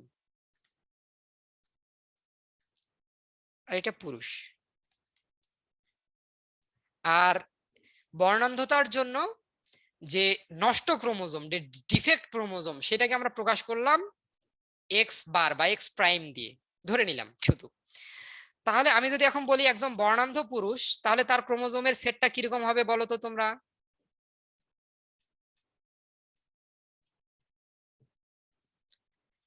তাহলে তার এখানে এই নষ্ট ক্রোমোজোম থাকবে এক্স, তাহলে এক্স প্রাইম ওয়াই।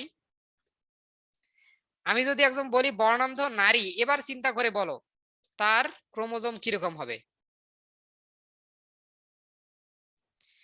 একটা হলে হবে, একটা হলে নারী কখনো বর্ণান্ধ হবে না, দুটাই সমস্যা থাকতে হবে।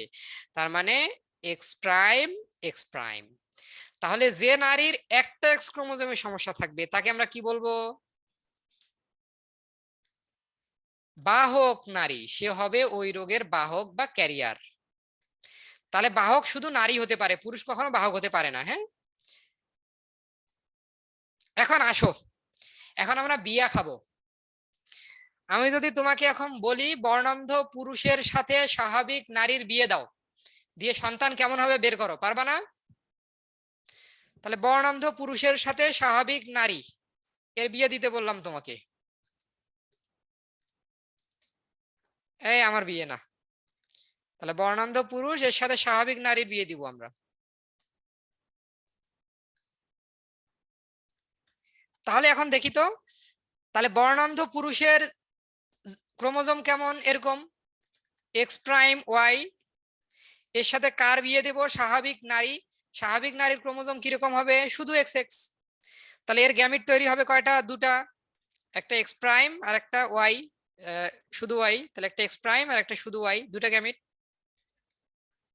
এরও গ্যামিট তৈরি হবে দুটা, দুটাই এক্স। এরপর ঠিক আগের মতো করে আমরা নিষেক ঘটাবো, এর সাথে এর, তার মানে এক্স প্রাইম এক্স, তারপর এর সাথে এর, এটাও এক্স প্রাইম এক্স, তারপরে এর সাথে এর, এটা এক্স ওয়াই, এর সাথে এর, এটাও এক্স ওয়াই। এখন বলো এই দুইজন পুত্র এরা কি হবে, স্বাভাবিক নাকি বর্ণান্ধ, সুস্থ নাকি বর্ণান্ধ? এরা সবাই সুস্থ। এই দুইজন মেয়ে বাহ্যিক ভাবে এরাও সুস্থ হবে, কিন্তু বাহক। বুঝতে পারছো?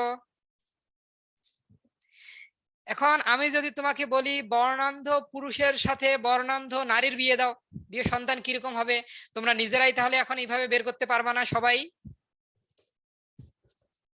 সম্ভব হবে না? হ্যাঁ পারবা। তাহলে তোমরা জাস্ট এতটুকু মনে রাখবা যে এদের ক্রোমোজোম গুলা কিরকম হবে।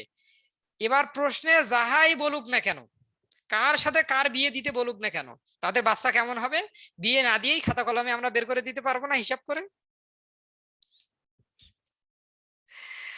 আচ্ছা ঠিক আছে। আর তবে সাবধান থাকবা যে কোনোভাবেই যেন বর্ণান্ধ নারীর সাথে বাহক নারীর বিয়ে দিয়ে দিও না, দুইটা নারীর মধ্যে বিয়ে দিয়ে দিও না, বা দুইটা পুরুষের মধ্যে বিয়ে দিয়ে দিও না, তাহলে কিন্তু শেষ, লাইফ ইজ ডেঞ্জারাস হয়ে যাবে। সর্বদাই একজন নারী আর পুরুষের মধ্যে বিয়ে দিবা, ঠিক আছে? আচ্ছা ঠিক আছে। তাহলে সেম ঘটনাগুলো পাবো আমরা কার ক্ষেত্রে, থ্যালাসেমিয়ার ক্ষেত্রেও। তাহলে এটা গেল বর্ণান্ধতার ঘটনা। দেখো তাহলে এখানে দেওয়া আছে এবং নিচে বাকি জিনিসটা কাজ হিসেবে দেওয়া আছে। দেখো এই যে কার কার মধ্যে বিয়ে দিতে বলছে তোমাকে, অসুস্থ বাবা সুস্থ মা এর মধ্যে বিয়ে দিতে বলছে, অসুস্থ বাবা অসুস্থ মা এদের মধ্যে সন্তান কিরকম হবে, সুস্থ বাবা বাহক মা এর মধ্যে বিয়ে দিলে কিরকম হবে, তারপর সুস্থ বাবা অসুস্থ মা। তাহলে সবগুলাই তোমরা বাসায় করবা, তোমাদের হোমওয়ার্ক থাকলো, এবং করে সবাই গ্রুপে ছবি আপলোড দিবা। হ্যাঁ আমি অ্যাপ্রুভ করে দেবো ইনশাল্লাহ। সবাই, এটা এইচডব্লিউ থাকলো, যে এই ছবি আপলোড দিবে এই কাজ করে সে ইনশাল্লাহ প্লাস পাবে এসএসসি তে, কারণ এটা আসবেই পরীক্ষায়, একটা প্রশ্ন থাকবেই। ঠিক আছে? এই যে চারটা কাজ দেওয়া আছে ক খ গ ঘ, এই চারটা কাজ তোমরা সুন্দর করে খাতায় সমাধান করবা, করে তোমাদের গ্রুপে আপলোড দিবা, আমি অ্যাপ্রুভ করে দিব। হ্যাঁ রেটিনা বায়োলজি কেয়ার আইডি হচ্ছে আমার, যে কোনো প্রয়োজনে এই আইডিতে তোমরা আমাকে নক দিতে পারো, ঠিক আছে? আচ্ছা, আর যেই এটা আপলোড দিবে কেয়া কসমেটিক্যাল লিমিটেডের সৌজন্যে তাকে দেওয়া হবে একটি আমানত শাল লুঙ্গি, পরিবেশ বন্ধু গাছ এবং মহামূল্যবান বই। আচ্ছা ঠিক আছে, এখন আমরা দেখি 2 নম্বর কন্ডিশন, যেটা হচ্ছে থ্যালাসেমিয়া। তো এই থ্যালাসেমিয়া সম্পর্কে বলে আসছি অলরেডি তোমাদেরকে, আবার বলা লাগবে যে থ্যালাসেমিয়া হচ্ছে রক্তের এমন একটা রোগ যেখানে হিমোগ্লোবিনের যে গ্লোবিউলিন অংশটুকু থাকে, প্রোটিনটুকু, এটা তৈরি হয় না ঠিক মতো। তো এই দুই ধরনের গ্লোবিউলিন থাকে, একটা আলফা গ্লোবিউলিন আর একটা বিটা গ্লোবিউলিন। তো যদি আলফা গ্লোবিউলিনটা ঠিক মতো তৈরি না হয় তখন তাকে বলবো আমরা আলফা থ্যালাসেমিয়া, আর যদি বিটা গ্লোবিউলিনটা ঠিক মতো তৈরি না হয় তখন তাকে বলবো বিটা থ্যালাসেমিয়া। ক্লিয়ার? আচ্ছা তাহলে এই অংশগুলো তোমরা একটু রিডিং দিয়ে নিবা, মেইন জিনিস আমি পড়াই দিয়ে আসছি অলরেডি। আর বিটা থ্যালাসেমিয়ার আরেক নাম হচ্ছে কুলির থ্যালাসেমিয়া। আচ্ছা, তো যে কথাগুলো বললাম সেগুলো এখানে দেওয়া আছে। দেখো যে লোহিত রক্তকোষে দুই ধরনের প্রোটিন থাকে, একটা আলফা গ্লোবিউলিন একটা বিটা গ্লোবিউলিন। থ্যালাসেমিয়া হয় যদি এ দুইটি প্রোটিনের জন্য যে জিন গুলা দায়ী থাকে তারা নষ্ট হয়ে যায়, যার ফলে ত্রুটিপূর্ণ লোহিত রক্তকণিকা তৈরি হয়। এই দুই ধরনের জিনের সমস্যার জন্য দুই ধরনের থ্যালাসেমিয়া দেখা যায়, একটা আলফা থ্যালাসেমিয়া একটা বিটা থ্যালাসেমিয়া। আলফা থ্যালাসেমিয়া হয় যদি আলফা গ্লোবিউলিন ঠিকমতো তৈরি না হয়, আর বিটা থ্যালাসেমিয়া হয় যদি বিটা গ্লোবিউলিন ঠিকমতো তৈরি না হয়। আচ্ছা, আর একে কুলির থ্যালাসেমিয়া জাস্ট একটা নাম দেওয়া হয়েছে, এটা বলা হয়। হ্যাঁ, আর জিনের প্রাপ্তির উপর ডিপেন্ড করে আবার দেখো থ্যালাসেমিয়াকে দুই ভাগে ভাগ করা যায়। যেমন হচ্ছে এটা থ্যালাসেমিয়া মেজর আর একটা থ্যালাসেমিয়া মাইনর। আচ্ছা পার্সেন্টেজ কিভাবে বের করে? খুব সুন্দর একটা কথা বলছো, দাঁড়াও তো এই জিনিসটা একটু দেখাই দিই। তুমি এই জায়গায় এই প্রশ্নটা যদি দেয়, সাপোজ তোমাকে যদি বলে যে একজন বর্ণান্ধ পুরুষের সাথে স্বাভাবিক নারীর বিয়ে দিলে কত পার্সেন্ট সন্তান সুস্থ হবে? টোটাল সন্তান এখানে কয়টা হয়েছে দেখো তো, 1 2 3 4, সুস্থ কয়টা? মেয়েরা কিন্তু বাহক, কিন্তু তারা কি রোগে আক্রান্ত হবে? না, তারা তো সুস্থ, 4 জনে সুস্থ। তাহলে 4/4 ইন্টু 100% পার্সেন্ট করার জন্য তাহলে কত পার্সেন্ট সুস্থ হবে? 100%। এই প্রশ্নে যদি প্রশ্ন করা হয় সন্তানদের কত পার্সেন্ট বাহক হবে, তাহলে অ্যান্সার কত হবে? দেখো সন্তান টোটাল 4 জন, বাহক কয়জন? 2 জন, তাহলে 2/4 ইন্টু 100, তার মানে 50%। বুঝতে পারছো কিভাবে পার্সেন্টেজ বের করতে হবে? যদি এবার সন্তানদের না বলে বলা হয় কন্যাদের কত পার্সেন্ট বাহক হবে, তাহলে অ্যান্সার কি হবে বলো? বিভিন্ন ভাবে প্রশ্ন হতে পারে। যদি বলে কন্যাদের কত পার্সেন্ট বাহক হবে, হ্যাঁ কন্যাদের কিন্তু 100% বাহক হবে। কেন? কন্যা কয়টা আছে? টোটাল কন্যা আছে কয়টা? 2টা। দুটোর মধ্যে দুটোই বাহক, তাহলে কত পার্সেন্ট হবে? 100%। তাহলে প্রশ্নটা খুব ভালো করে দেখতে হবে প্রশ্নে কি চাইছে, সন্তানদের মধ্যে নাকি কন্যাদের মধ্যে নাকি পুত্রদের মধ্যে। তাহলে পার্সেন্টেজ দিয়ে কিন্তু এমসিকিউ আসতে পারে, সন্তানদের কত পার্সেন্ট বাহক হবে, সন্তানদের কত পার্সেন্ট সুস্থ হবে, পুত্রদের কত পার্সেন্ট বাহক হবে, পুত্রদের কত পার্সেন্ট সুস্থ হবে। আচ্ছা ঠিক আছে, এখন দেখি থ্যালাসেমিয়া। তো থ্যালাসেমিয়ার ক্ষেত্রে দেখো এইখানে একটা তোমাদের কনফিউশন কাজ করতে পারে যে থ্যালাসেমিয়ার ক্ষেত্রে বাবাকে বাহক বলছে, বুঝতে পারছো? তো সাধারণত কিন্তু বাহক হয় না, এবং তোমরা যখন ইন্টারমিডিয়েটে আসবা তখন জানবা থ্যালাসেমিয়ার ক্ষেত্রেও বাহক বাবা হতে পারে না। তো তোমাদের বইয়ে যেহেতু ব্যাখ্যা দেওয়া আছে তোমরা এইভাবেই জানো। এবং এটা হতে পারে কি কারণে, যে বাবার মধ্যে হয়তো বা দেখো এই ক্ষেত্রে কিন্তু 2টা প্রোটিন, একটা আলফা গ্লোবিউলিন একটা বিটা গ্লোবিউলিন, তাই না? যে এই 2টা প্রোটিনের জন্য কিন্তু 2টা জিন দায়ী। তো বাবার মনে করো 2টা জিনের মধ্যে যে কোনো একটা নষ্ট, একটা ঠিক আছে, এই অবস্থায় বাবাকে কি বলছে তারা? বাহক বলছে। বুঝতে পারছো? আচ্ছা, আর আর এটা সহজে বোঝার জন্য তোমাদের বইয়ে সুস্থ জিনকে আর দ্বারা প্রকাশ করছে আর থ্যালাসেমিয়া জিনকে স্মল আর দ্বারা প্রকাশ করছে। তাহলে আমি যদি বলি এখন তোমরা বইয়েরটাই পড়বা। আচ্ছা বাহকের পার্সেন্টেজটা কেন বুঝো নাই ভাইয়া? খুব ইজি জিনিস। যদি প্রশ্ন করে মেয়েদের মধ্যে কত পার্সেন্ট বাহক, তাহলে অ্যান্সার কি হবে? মেয়ে কয়টা আছে দেখো তো, এখানে 2টাই তো আছে তাই না? 2টা মেয়ের মধ্যে বাহক কয়টা? 2টাই বাহক। তাহলে 2টার মধ্যে 2টাই বাহক 100 দিয়ে গুণ দাও, কত হবে? 100% হবে না? একদম ক্লাস 2 পড়া এগুলা। আচ্ছা হ্যাঁ, না যদি বলে মেয়েদের কত পার্সেন্ট বাহক বা কন্যাদের কত পার্সেন্ট বাহক, সন্তান বললে কিন্তু হবে না, কারণ সন্তানের মধ্যে 50% বাহক হবে। সন্তান আছে টোটাল 4টা। সন্তান মানে কি মেয়ে ছেলে দুজনকেই বুঝাচ্ছে। আর যদি ইন্ডিকেট করে দেয় কন্যা অথবা ইন্ডিকেট করে দাও পুত্র, তখন কিন্তু 2 জনের মধ্যে হিসাব করতে হবে। আর যদি ইন্ডিকেট করে দেয় সন্তান, তখন 4 জনের মধ্যে হিসাব করতে হবে। বুঝতে পারছো? আচ্ছা এরপরে দেখো, তাহলে বাবার ক্ষেত্রে স্বাভাবিক জিন, মানে থ্যালাসেমিয়ার ক্ষেত্রে স্বাভাবিক জিন আর আর নষ্ট জিন খারাপ জিন হলো স্মল আর। তাহলে একজন যদি মায়ের সাথে থ্যালাসেমিয়া বাহক মায়ের সাথে বাবার ক্রস করানো হয় বা বিয়ে দেওয়া হয়, তাদের সন্তান কিরকম হবে?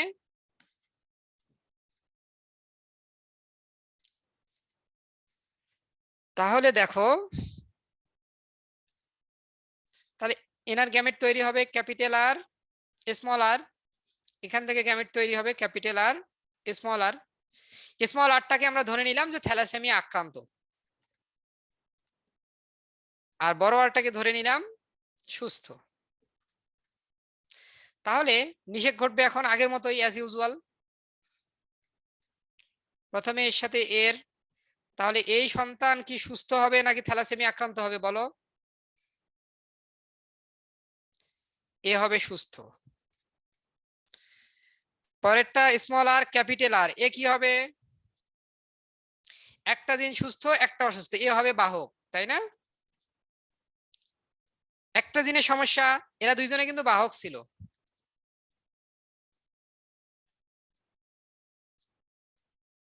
আচ্ছা, এরপরে দেখো এর সাথে এর নিষেধ, এটা হবে আর, আর এর সাথে এর, এটা হবে স্মল আর স্মল আর। তার মানে এও হবে কি বাহক। আর একদম লাস্টেরটা দেখো, এর দুইটা জিনই ডিফেক্টেড, দুইটা জিনই সমস্যা, তাহলে এটা কি হবে আক্রান্ত বা অসুস্থ। হ্যাঁ, তাহলে এটা তাহলে পরীক্ষায় কিন্তু আসতে পারে। হ্যাঁ, রিটেন প্রশ্নের জন্য খুব গুরুত্বপূর্ণ একটা পার্ট এটা। আচ্ছা, তাহলে বইয়ে দেখো সুন্দর করে দেওয়া আছে যে থ্যালাসেমিয়া জিনের জন্য ধরে নিল স্মল আর, আর সুস্থ জিন ক্যাপিটাল আর, তাহলে এই যে দুইজনের মধ্যে বিয়ে দেওয়া হলে তাদের সম্পর্কগুলা বা বাচ্চাগুলো এরকম ভাবে হবে, দেওয়া আছে। তাহলে একজন আক্রান্ত, দুইজন সুস্থ কিন্তু বাহক, আর একজন সুস্থ। ক্লিয়ার? যারা বাহক তারা কি অসুস্থ হয় না? না, যারা বাহক তারা অসুস্থ হয় না, তাদের মধ্যে জিনটা থাকে কিন্তু তারা অসুস্থ হয় না। ঠিক আছে? এরপরে দেখো কিছু লক্ষণ, যে থ্যালাসেমিয়ার লক্ষণ কি। তীব্র থ্যালাসেমিয়ার কারণে জন্মের আগেই মায়ের পেটে শিশুর মৃত্যু হতে পারে। আবার দেখো থ্যালাসেমিয়া আক্রান্ত শিশুরা জন্মের পরপরই পরের বছরে জটিল রক্তশূন্যতায় ভোগে, ট্রিটমেন্ট না করা হলে সে মারা যায়। সম্ভাবনা 1%, 1/4 মানে কি, সাপোজ বললাম যে 4 জন সন্তান টোটাল, এর মধ্যে একজন অসুস্থ বা একজন আক্রান্ত, তাহলে সম্ভাবনা 1/4। আর এটা সম্ভাবনা বলতেছে কেন, বা এটার পার্সেন্টেজ করলে কত আসবে, 100 দিয়ে গুণ দিলে আসবে 25, তার মানে সম্ভাবনা 1/4 বা 25%। বুঝতে পারছো? এটা ডিপেন্ড করবে তোমার প্রশ্নটা কিরকম দেওয়া আছে, পুরোপুরি প্রশ্নের উপর, পুরোপুরি প্রশ্নের উপর ডিপেন্ড করবে কত পার্সেন্ট সন্তান সুস্থ হবে, কত পার্সেন্ট সন্তান অসুস্থ হবে, কত পার্সেন্ট সন্তান বাহক হবে। ক্লিয়ার? আচ্ছা, আর চিকিৎসা কি। চিকিৎসা দেখো সাধারণত নির্দিষ্ট সময় পর পর এদের যেহেতু রক্তটা নষ্ট, কেন, লোহিত রক্তকণিকা নষ্ট, লোহিত রক্তকণিকা খারাপ, লোহিত রক্তকণিকা খারাপ মানে রক্তই খারাপ, তো ওই লোহিত রক্তকণিকা দিয়ে ঠিক মতো কোনো কাজ করে নেওয়া যায় না। তাহলে সেক্ষেত্রে আমাদের কি করতে হয়, বাইরে থেকে লোহিত রক্তকণিকা দিতে হবে, মানে বাইরে থেকে তাকে ব্লাড দিতে হবে। তাহলে বাইরে থেকে নির্দিষ্ট সময় পর পর রক্ত প্রদান করতে হয়, তাছাড়া নির্দিষ্ট ওষুধ খাইয়ে থ্যালাসেমিয়ার চিকিৎসা দেওয়া হয়। আর রোগীদের লৌহ সমৃদ্ধ ফল বা ওষুধ খেতে হয় না, কারণ তা শরীরে জমে গিয়ে শরীরের বিভিন্ন অঙ্গের ক্ষতি সাধন করে। এছাড়া যকৃত নষ্ট হলে জন্ডিস হতে পারে, অগ্নাশয় নষ্ট হলে ডায়াবেটিস হতে পারে, এসব লক্ষণ দেখা দিতে পারে। আর থ্যালাসেমিয়া রোগী 30 বছরের বেশি বেঁচে থাকার সম্ভাবনা কম, যদি এসব সমস্যা একবার শুরু হয়। আচ্ছা, এই যে 30 বছর বাঁচতে পারে, বাচ্চার জন্ম থেকে আক্রান্ত হলে সে 30 বছর পর্যন্ত বাঁচতে পারে সর্বোচ্চ। এবারে যেটা হিসাব, তারপরে তো হায়াত পুরোপুরি আল্লাহর হাতে, ভ্যারি করতে করে, হ্যাঁ, 2-1 বছর। আচ্ছা, এবার আমরা একটা মজার থিওরি জানবো। থ্যালাসেমিয়া ব্লাড ক্যান্সার না, ব্লাড ক্যান্সার হচ্ছে লিউকেমিয়া। লিউকেমিয়া, লিউকেমিয়াটা কি, যে শ্বেত রক্তকণিকাগুলো অস্বাভাবিক হারে যদি বেড়ে যায় সেটাকে লিউকেমিয়া বলা হয়। এবার দেখো জৈব বিবর্তন তত্ত্ব, এই যে এটা একটা মজার থিওরি, গল্পের মতো করে পড়বো আমরা। হ্যাঁ, এখানে আর ওই জিন তত্ত্বের মতো কিছু পড়ানোর নাই, শুধু জাস্ট একটা গল্প বলি। তো তোমরা অনেকেই হয়তো বা শুনছো, তাই না, বা প্রথম দিন আমি তোমাদেরকে বলছি যে বিজ্ঞানীরা ধারণা করতেছে যে এই মানুষ আসলে মানুষ ছিল না, মানুষ আগে এককোষী প্রাণী ছিল। সেই এককোষী প্রাণী ধীরে ধীরে উন্নত হতে হতে হতে হতে হতে শিম্পাঞ্জি বানরের মতো আকৃতি, এরপরে ধীরে ধীরে উন্নত হতে হতে কিসে পরিণত হয়েছে, মানুষে পরিণত হয়েছে। তো এই ধরনের কিছু থিওরি, সেটা হচ্ছে বিবর্তন। এখান থেকে যেহেতু কিছু তথ্য জানতে হবে, হ্যাঁ, কি কি তথ্য, যে কিছু খ্রিস্টপূর্ব 5ম শতাব্দীতে জেনোফেন নামক একজন বিজ্ঞানী প্রথম কিছু জীবাশ্ম আবিষ্কার করেন। তিনি প্রমাণ করেন যে জীবদেহের আকার অপরিবর্তনীয় নয়, অর্থাৎ অতীত বর্তমান যুগের জীবদেহের গঠনের যথেষ্ট পার্থক্য আছে। এরপর দেখো অ্যারিস্টটলের কথা বলা আছে, যে অ্যারিস্টটল কি করছে, উনি প্রমাণ করছে যে জীবজগতের ভিতর এক জীব আরেক জীব থেকে সৃষ্টি হয়েছে, অর্থাৎ একটা জীব সে আগের গঠন একরকম ছিল, ধীরে ধীরে ধীরে ধীরে সেটা মডিফাই হয়েছে, চেঞ্জ হয়েছে, হয়ে হয়ে হয়ে হয়ে আরেক ধরনের গঠন লাভ করছে। তবে এটা হয় অনেক মন্থর গতিতে, অনেক ধীরে ধীরে, এজন্য এটা একসাথে বোঝা যায় না, 1-2 বছরে তুমি বুঝতে পারবা না। ঠিক আছে? আচ্ছা, তো এই ঘটনাটাকে বলা হচ্ছে বিবর্তন। এবং এখানে তারা তত্ত্ব দিছে কি, যে পৃথিবী আগে একটা ছিল উত্তপ্ত শিলাখণ্ড, তাপমাত্রা ছিল অনেক বেশি, হাজার হাজার ডিগ্রি সেন্টিগ্রেড। এরপরে সেটা তাপমাত্রা ধীরে ধীরে কমা শুরু করে, তাহলে তাপমাত্রা অনেক বেশি, তার মানে সে গলিত অবস্থায় ছিল। এরপর পৃথিবীটা ধীরে ধীরে যখন ঠান্ডা হয়েছে, একটা গলিত বস্তুকে হঠাৎ যখন তুমি ঠান্ডা করবা, তখন সেটা কি হবে? কঠিনে পরিণত হবে না? এবং কঠিনে পরিণত হওয়ার সময় এলোমেলো ভাবে ঠান্ডা হয়েছে, এজন্য অনেক উঁচু জায়গা, অনেক নিচু জায়গার সৃষ্টি হয়ে গেছে। উঁচু জায়গাগুলো হয়েছে আমরা যে জায়গায় বসবাস করি, অর্থাৎ স্থলভাগ, আর নিচু জায়গাগুলো হয়ে গেছে সমুদ্র। বুঝতে পারছো? এরপর সেখানে কি হইলো, বিভিন্ন রশ্মি, তেজস্ক্রিয় রশ্মি, অতিবেগুনি রশ্মি, এগুলার প্রভাবে বিভিন্ন অণুজীব প্রথমে তৈরি হলো ভাইরাস। এই ভাইরাসের মধ্যে কিছু জীবের বৈশিষ্ট্য আছে, আবার কিছু জড় পদার্থের বৈশিষ্ট্য আছে। তারপর সেখান থেকে তৈরি হলো ব্যাকটেরিয়া। ব্যাকটেরিয়াটা ভাইরাসের থেকে কিছুটা উন্নত। গল্প এটা শুনে, এগুলো কিন্তু গল্প, পড়ার মতো কিছুই না। হ্যাঁ, তারপর ব্যাকটেরিয়া থেকে তৈরি হলো ছত্রাক, ছত্রাক শৈবাল, এরপর ধীরে ধীরে উদ্ভিদ, তারপর ধীরে ধীরে প্রাণী। এভাবে এককোষী জীব থেকে বা কিছু রাসায়নিক উপাদান থেকে, সেই রাসায়নিক উপাদানগুলো কি কি? নিউক্লিক অ্যাসিড, যেমন ডিএনএ, আরএনএ, প্রোটিন, তারপর নিউক্লিক অ্যাসিড আর প্রোটিন, এই দুইটা মিলে তৈরি করে আবার নিউক্লিয় প্রোটিন। এই নিউক্লিয় প্রোটিন আমাদের জীবনের গঠনের একটা উপাদান, আমাদের দেহের গঠনের একটা উপাদান। তাহলে এই উপাদানগুলো যখন নিউক্লিয় প্রোটিন তৈরি হয়ে গেল, তখন সেটা নিউক্লিয়াস তৈরি করলো, ডিএনএ আরএনএ তৈরি করলো, সেই নিউক্লিয়াস থেকে কোষ তৈরি হইলো। এরপর সেখানে অনেকগুলো কোষ তৈরি হয়ে একটা জীবদেহ তৈরি হইলো। বুঝতে পারছো? এরকম একটা প্রাণী, উদ্ভিদ তৈরি হলো, একটা প্রাণী তৈরি হলো, সেই প্রাণীটা পরবর্তীতে বিভিন্ন ধাপে পরিবর্তিত হতে হতে হতে হতে হতে উন্নত প্রাণীর আবির্ভাব ঘটলো। এটা বলছে তারা। তারা বলছে জল কিভাবে উৎপন্ন হইলো? এই যে অনেক জলীয় বাষ্প, ধূলিকণা, এগুলো ঘনীভূত হয়ে মেঘের সৃষ্টি করলো। এই মেঘ থেকে ধীরে ধীরে বৃষ্টি হইলো। এই বৃষ্টি তখন জমে গেল, এই ভূপৃষ্ঠের যে অংশগুলো নিচু, খাল, এই জায়গায় বৃষ্টিটা জমে সাগর, মহাসাগর এগুলা তৈরি হইলো। এইভাবে ব্যাখ্যা দেওয়া আছে তোমাদের বইয়ে। হ্যাঁ, আসলে এটার যে রিয়েল হিস্টোরি কি, সেটা কিন্তু মহান আল্লাহ তাআলাই জানে। কিন্তু বিবর্তনের যে থিওরি গুলা, তারা এইভাবে জিনিসটাকে ব্যাখ্যা করছে। আচ্ছা, তো আমাদের শুধুমাত্র জানার উদ্দেশ্যে এটা পড়তে হবে, পরীক্ষায় পাশ করার উদ্দেশ্যে পড়তে হবে। হ্যাঁ, আচ্ছা। তো এই যে জীবনের আবির্ভাবে এই প্যারাটায় আমি যে কথাগুলা বললাম, এই কথাগুলা দেওয়া হচ্ছে। মানুষের পরে আর কোনো জাতি হচ্ছে না কেন? দেখো, ওরা ব্যাখ্যা দিছে যে এই পরিবর্তনটা তো অনেক ধীরে ধীরে হচ্ছে, 700-800 বছর ধরে। তাহলে আজকে আমি মানুষ যেরকম আছি, আমি কি 700 বছর পর্যন্ত বেঁচে থাকতে পারবো যে মানুষের কি চেঞ্জ হয় এটা দেখার জন্য? তারা ব্যাখ্যা দিছে এটা, বিজ্ঞানীরা, যে মানুষের কি চেঞ্জ হচ্ছে এটা 700 বছরে ধীরে ধীরে চেঞ্জ হচ্ছে। আমি আজকে আছি, আমি কি 700 বছর পর্যন্ত থাকবো যে মানুষের কি চেঞ্জ হয়েছে এটা দেখার জন্য? সম্ভব না। এজন্য তারা বলতেছে যে চেঞ্জটা হচ্ছে অনেক ধীরে ধীরে, যার কারণে এটা বোঝা যাচ্ছে না। তোমরা যারা যেগুলো টপিক পড়িয়ে আসছি সেগুলো থেকে প্রশ্ন করতেছো কন্টিনিউয়াস, তোমরা একটু চালাক হও, বুঝছো? একটু স্ট্যান্ডার্ড হইতে হবে। আমরা স্ট্যান্ডার্ড স্মার্ট বলতে শুধু এই ভালো জামা কাপড় পরে চশমা একটা লাগাই, এটা হওয়া বুঝি না। সব দিক দিয়ে স্মার্ট হতে হবে। হ্যাঁ, তো এই ক্লাস শেষে আমি তোমাদেরকে আরো সময় দিব, যে টপিকগুলো পড়ে আসছি সেখান থেকে ওই প্রশ্নগুলো তখন করবা। আর এখন যে টপিকটা বুঝাচ্ছি সেই টপিকটা ভালোভাবে বুঝবো। বুঝতে পারছো? সময়ানুবর্তিতা, সুযোগকে কাজে লাগাইতে হবে। যখন যে সুযোগ হাতে আসবে তখন সেটাকে কাজে লাগবা, তাহলে জীবনে শাইন করতে পারবা। ঠিক আছে? না, রেকর্ড তো দেখবাই, তারপরও আমি শেষে আবার সময় দিব প্রশ্ন করার জন্য। এই তো কন্টিনিউয়াস একটা করে প্রশ্ন করতেই আসো করতেই আসো করতেই আসো, এতে তো এই যে এই টপিকটা যেটা পড়াচ্ছি সেটার মনোযোগ তুমি দিতে পারতেছো না, তাই না? আচ্ছা, তো তোমরা কিন্তু হচ্ছে বোকা, একটু চালাক হইতে হবে। ঠিক আছে? স্মার্ট হইতে হবে সবকিছুতেই। আচ্ছা, বানর থেকে মানুষ কিভাবে হইলো? এরা তারা তারা বুঝছে কিভাবে? বিভিন্ন ফসিল, মাটির নিচে বিভিন্ন জীবাশ্ম নিয়ে গবেষণা করে এই থিওরিটা তারা দিছে। আচ্ছা, এখানে একটা ছবি দেওয়া আছে যে কিভাবে প্রোটিস্টা, এই প্রোটিস্টা হচ্ছে একদম আদি আদি জীব, যাদের জীবের দেহের একটা কোষও নাই ঠিক মতো, এমন পুরাতন গঠন। এই প্রোটিস্টা থেকে দেখো কিভাবে নতুন নতুন সব উদ্ভিদ, স্তন্যপায়ী, একাইনোডার্মাটা, মাছ, সরীসৃপ কিভাবে তৈরি হচ্ছে। একটা বিশাল জালের মতো গঠন দেওয়া আছে, তাই না? তো এটা তারা উল্লেখ করছে এখানে। এরপর দেখো আর তেমন কিছু নাই। আর তারা বলতেছে যখন কি তৈরি হলো, উদ্ভিদ তৈরি হয়ে গেল, এই উদ্ভিদে সালোক সংশ্লেষণ করতে পারে, এই সালোক সংশ্লেষণ প্রক্রিয়া দ্বারা খাবার তৈরি করতে পারে, আবার উপজাত পদার্থ হিসেবে অক্সিজেন বের করে দেয়। এই অক্সিজেন আবার প্রাণীরা গ্রহণ করে বেঁচে থাকে। তার মানে উদ্ভিদ আর প্রাণীর মধ্যে একটা সামঞ্জস্য, একটা সম্পর্ক তৈরি হইলো। এভাবে বিবর্তনের অভিব্যক্তি বা বিবর্তন বা অভিব্যক্তির ধারাটা শুরু হইলো। প্রথমে কিছু প্রাণী তৈরি হইলো।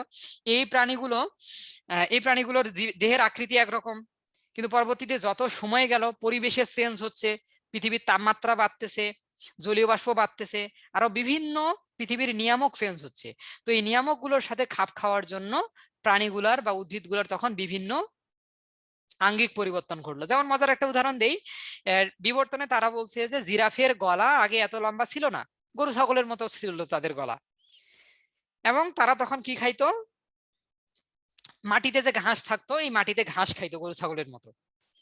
কিন্তু ধীরে ধীরে দেখা গেল পরিবেশের বিপর্যয়ের কারণে, পরিবেশের তাপমাত্রা বৃদ্ধির কারণে, ঝড় বৃষ্টির কারণে এই তৃণভূমির যত ঘাস সব ঘাস নষ্ট হয়ে গেল, জিরাফ আর ঘাস খাইতে পারতেছে না বা ঘাস পাচ্ছে না।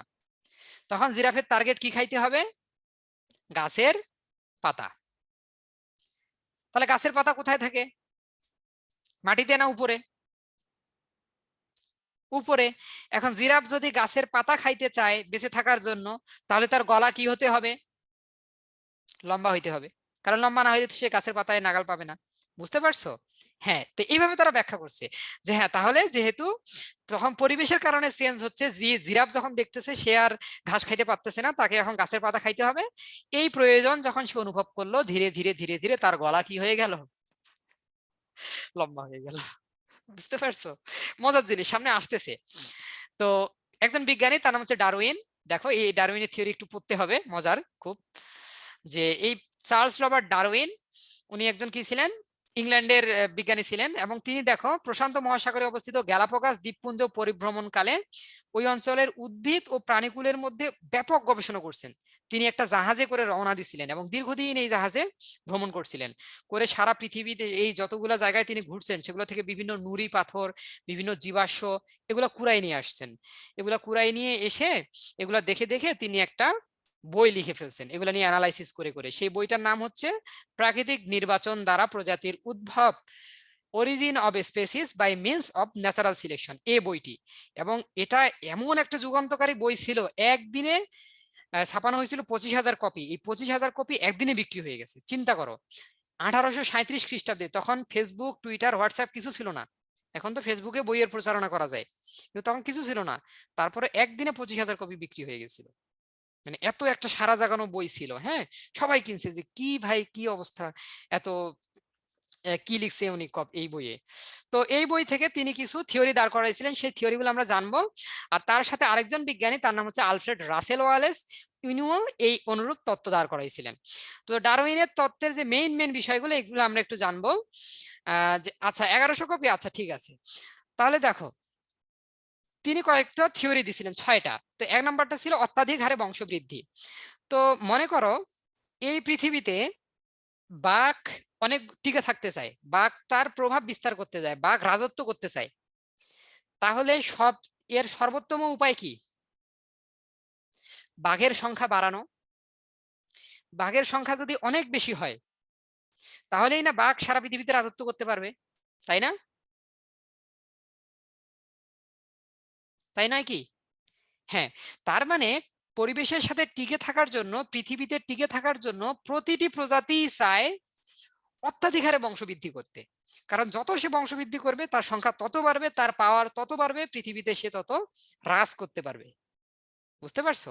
যেমন একটা চিন্তা করো, যে একটা রুই মাছের পেট থেকে কতগুলো ডিম বের হয়, তাই না? ডিম খাও না তোমরা, রুই মাছের ডিম বা মাছের ডিম? এই সব ডিম থেকে যদি বাচ্চা হইতো তাহলে দেখা যাইতো 2-3 বছরের মধ্যে পুরো নদী রুই মাছ দিয়ে ভর্তি হয়ে যাইতো, আর পানি থাকতো না নদীতে, সব রুই মাছ থাকতো, তাই না? কিন্তু এমনটা কি হয়? হয় না। প্রকৃতি তাকে ঠিক করে দেয়, রুই মাছ এত ডিম পারে, কিন্তু নদীর মধ্যে আরো কিছু মাছ থাকে, মাগুর মাছ, শোল মাছ, এরা রুই মাছের ডিম খেয়ে নেয়, বা এই ডিম থেকে যে পোনা হয় সেই পোনাগুলোকে খেয়ে নেয়। যার কারণে রুই মাছের সংখ্যাটা অটোমেটিকলি কি হয়ে যায়, নিয়ন্ত্রিত হয়ে যায়। আবার দেখো, মনে করো বাঘ কোনোভাবে অতিরিক্ত বংশবৃদ্ধি করলো, এবার বাঘের সংখ্যা বেড়ে গেল, তাহলে একটা বনে মনে করো বাঘ হয়ে গেল 5,000, কিন্তু সেখানে হরিণ আছে 3,000, তাহলে এই 5,000 বাঘ 3,000 হরিণকে তো একদিনে খেয়ে শেষ করবে, তাই না? এবার 3,000 হরিণকে যদি তারা খেয়ে শেষ করে ফেলে, তাহলে বাঘের জন্য আর কোনো খাবার থাকবে? এই বাঘ যখন খাবারের ঘাটতিতে পড়ে যাবে, বাঘ তখন মরা শুরু হবে। বাঘ মরতে মরতে মরতে মরতে বাঘের সংখ্যা অটোমেটিক কি হয়ে যাবে, ব্যালেন্স হয়ে যাবে।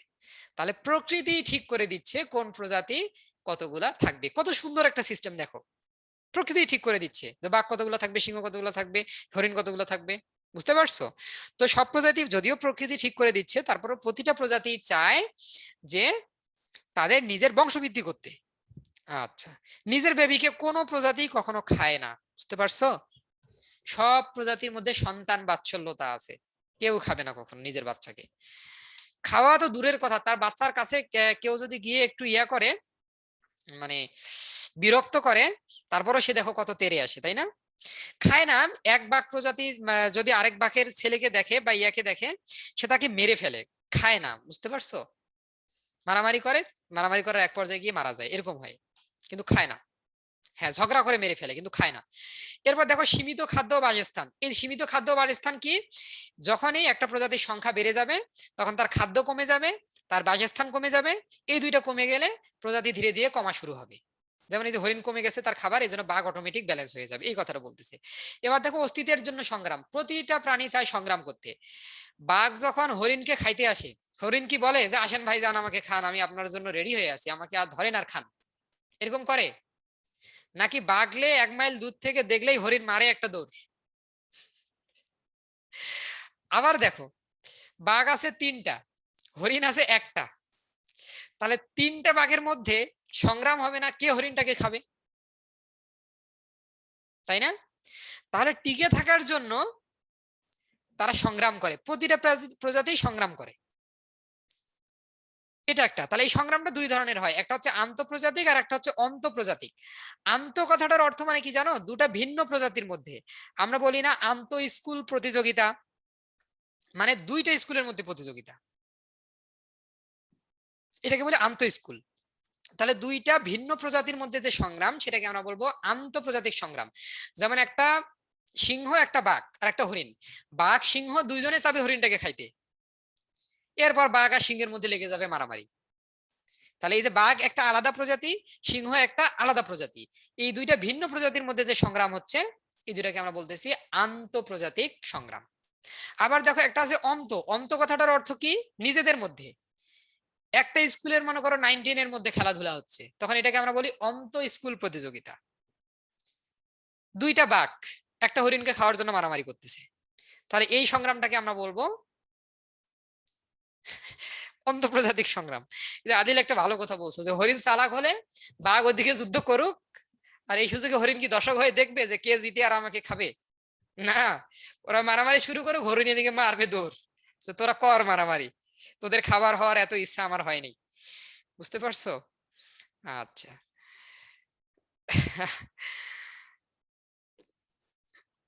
এরপরে দেখো, তাহলে এই 2 ধরনের সংগ্রাম। আরো একটা আছে পরিবেশের সাথে সংগ্রাম। পরিবেশের সাথে সংগ্রাম কি? এই যে পরিবেশের তাপমাত্রা বাড়তেছে, পরিবেশের জলোচ্ছ্বাস, ঝড় এগুলো হচ্ছে, এইগুলো কারণেও কিন্তু অনেক প্রাণী মারা যায়, এবং পরিবেশের সাথে কন্টিনিউয়াস প্রতিটা প্রজাতিকে কি করতে হয়? সংগ্রাম করতে হয়।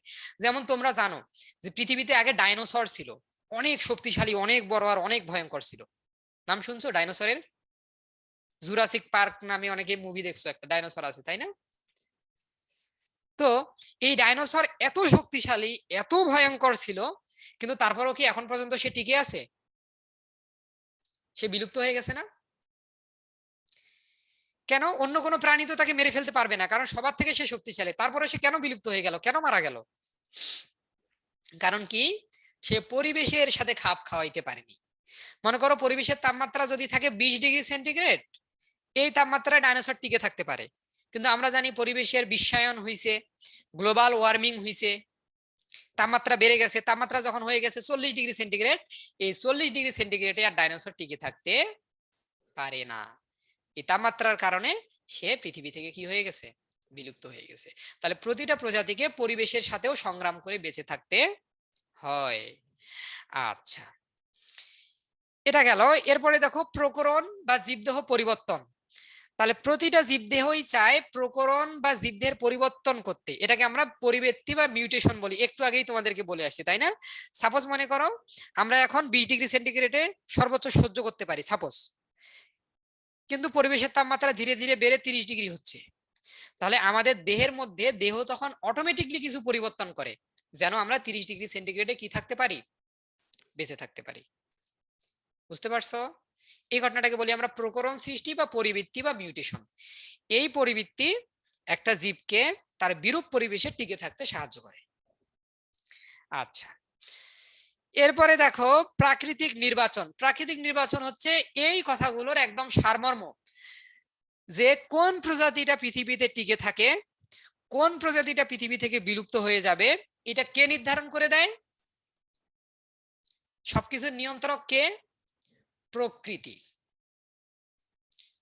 হ্যাঁ, আল্লাহ। আল্লাহ মানে প্রকৃতি বলছে আর কি, তারা তো নাস্তিক বিজ্ঞানীরা ম্যাক্সিমাম, তো তারা এই জন্য বলছে প্রকৃতি, যে সবকিছু প্রকৃতি ঠিক করে দেয়, কোনটা পৃথিবীতে থাকবে, কোনটা পৃথিবী থেকে বিলুপ্ত হবে, কোনটার সংখ্যা কি পরিমাণ বাড়বে, প্রকৃতি নির্ধারণ করে দেয়। তাহলে প্রকৃতি নির্বাচন করে দেয় কোন প্রজাতি পৃথিবীতে থাকবে, কোন প্রজাতি পৃথিবীতে থাকবে না।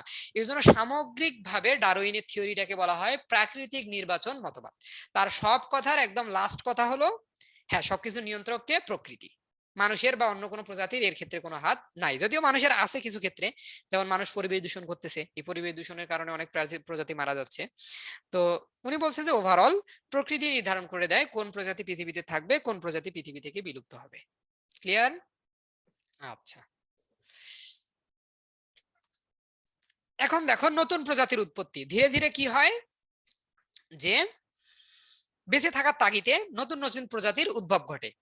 যেমন তারা বলতেছে মানুষ থেকে শিম্পাঞ্জি, শিম্পাঞ্জি থেকে মানুষ, এই ধরনের যে পরিবেশের পরিবর্তনের সাথে সাথে মিল রেখে নতুন নতুন প্রজাতির উদ্ভব হয়। তারা ধারণা করলো যে আগে যখন এই যে এত বড় ঘোড়া, এই ঘোড়া আগে এত বড় ছিল না, ঘোড়া আগে ছিল কুকুরের মতো অনেক ছোট। এরপর ধীরে ধীরে ধীরে বিভিন্ন প্রয়োজনে তার আঙ্গিক পরিবর্তন ঘটলো, ঘটে ঘটে তার পা তারপর দেহ সবকিছু গঠন চেঞ্জ হয়ে আজকের ঘোড়া লাভ করছে। তাহলে প্রতিটা প্রজাতি তাদের নতুন প্রজাতি সৃষ্টি করতে চায়। আচ্ছা, তো কিভাবে তৈরি করে সে নতুন প্রজাতি?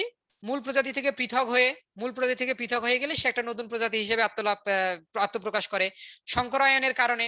তুমি মনে করো এই যে বর্তমানে দেখবা এমন কিছু ধান তৈরি করা হচ্ছে যারা লবণাক্ত এলাকায়ও হতে পারে, তাই না? এগুলো কিন্তু সংকরায়নের মাধ্যমে করা হচ্ছে।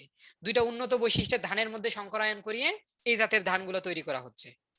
তারপর তোমরা দেখবা এই সংকরায়নের একটা প্রয়োগ, গরুর বীজ দেওয়া। তোমরা অনেকেই শুনছো গরুর কৃত্রিম প্রজনন, তাই না? দেখবা দেশি প্রজাতির গরুতে বিদেশি প্রজাতির বীজ দিয়ে সেখানে উন্নত মানের গরু তৈরি করা সম্ভব হচ্ছে। এটাও সংকরায়নের একটা প্রয়োগ। ঠিক আছে? এরপর দেখো সংকরায়ন প্রজাতিতে কোষ বিভাজনের সময় ঘটনাক্রমে কোষে ক্রোমোজোম সংখ্যা বৃদ্ধির ফলে, অর্থাৎ মনে করো আগে কোন প্রজাতির জীবে ক্রোমোজোম ছিল 22টা, এরপরে সেখানে ক্রোমোজোম হয়ে গেছে 23টা।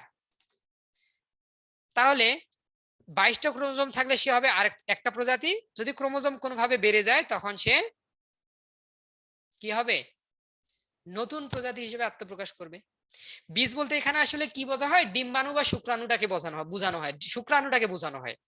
একটা স্ত্রী গরুর দেহে উন্নত প্রজাতির গরুর শুক্রাণু স্থাপন করা হয় কৃত্রিম ভাবে। বুঝতে পারছো? শাহরিয়ার কি প্রশ্ন তোমার, বলো। আচ্ছা, বীজ বলতে তোমরা গাছের বীজ ভাবিও না, জাস্ট এটাকে বীজ টার্মটা ইউজ করা হয়, কিন্তু মূলত সেটা শুক্রাণু। তো উন্নত গরুর শুক্রাণু এনে দেশি গরুর গর্ভাশয়ে বা ডিম্বাণুর সাথে মিলন ঘটানো হয় কৃত্রিম ভাবে।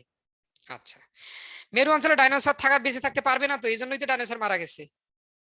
হ্যাঁ, ওখানে অনেক ঠান্ডা। আচ্ছা, মানুষ কোন প্রজাতি? মানুষটাই একটা প্রজাতি। আর মানুষের বৈজ্ঞানিক নাম কি? Homo sapiens. এই স্যাপিয়েন্স হচ্ছে তার প্রজাতিক নাম গ্লোবালি। হ্যাঁ, আচ্ছা, প্রজাতির সৃষ্টিটা কি? যে একটা প্রজাতির মধ্যে নির্দিষ্ট সংখ্যক ক্রোমোজোম থাকে। যেমন মানুষের মধ্যে কয়টা ক্রোমোজোম আছে? 46টা। গরুর মধ্যে আরো অন্য সংখ্যা থাকতে পারে, ছাগলের মধ্যে অন্য সংখ্যা থাকতে পারে। তো কোনোভাবে যদি ক্রোমোজোম সংখ্যা বেড়ে যায়, মনে করো মানুষের 46টা ক্রোমোজোম থেকে 48টা ক্রোমোজোম হয়ে গেছে, তাহলে এই মানুষ তখন নতুন একটা প্রজাতি হিসেবে আত্মপ্রকাশ করবে। বুঝতে পারছো? আচ্ছা, তো এবার দেখো প্রজাতির টিকে থাকার ক্ষেত্রে বিবর্তনের গুরুত্ব। তাহলে এই বিবর্তন হচ্ছে জন্যই বিরূপ পরিবেশে টিকে থাকার একটা ক্ষমতা লাভ করতেছে প্রজাতি। বিবর্তনের কারণেই তার দৈহিক চেঞ্জ, আঙ্গিক কিছু গঠনের চেঞ্জ, প্রতিকূল পরিবেশে টিকে থাকার ক্ষমতা, প্রতিকূল পরিবেশের সাথে খাপ খাওয়ানোর ক্ষমতা, এগুলো সে লাভ করতেছে। এবং বিবর্তন হওয়ার কারণে তারা প্রতিকূল পরিবেশের সাথে যুদ্ধ করে করে টিকে থাকতে পারতেছে, এবং যে সবচেয়ে বেশি ফিট, যে সবচেয়ে বেশি বিবর্তন ঘটাইতে পারতেছে, সেই সবচেয়ে বেশি টিকে থাকতে পারতেছে। এই জন্য আমরা বলি সার্ভাইভাল অফ দা ফিটেস্ট। যে সবচেয়ে বেশি ফিট সে সবচেয়ে বেশি সার্ভাইভ করতে পারবে।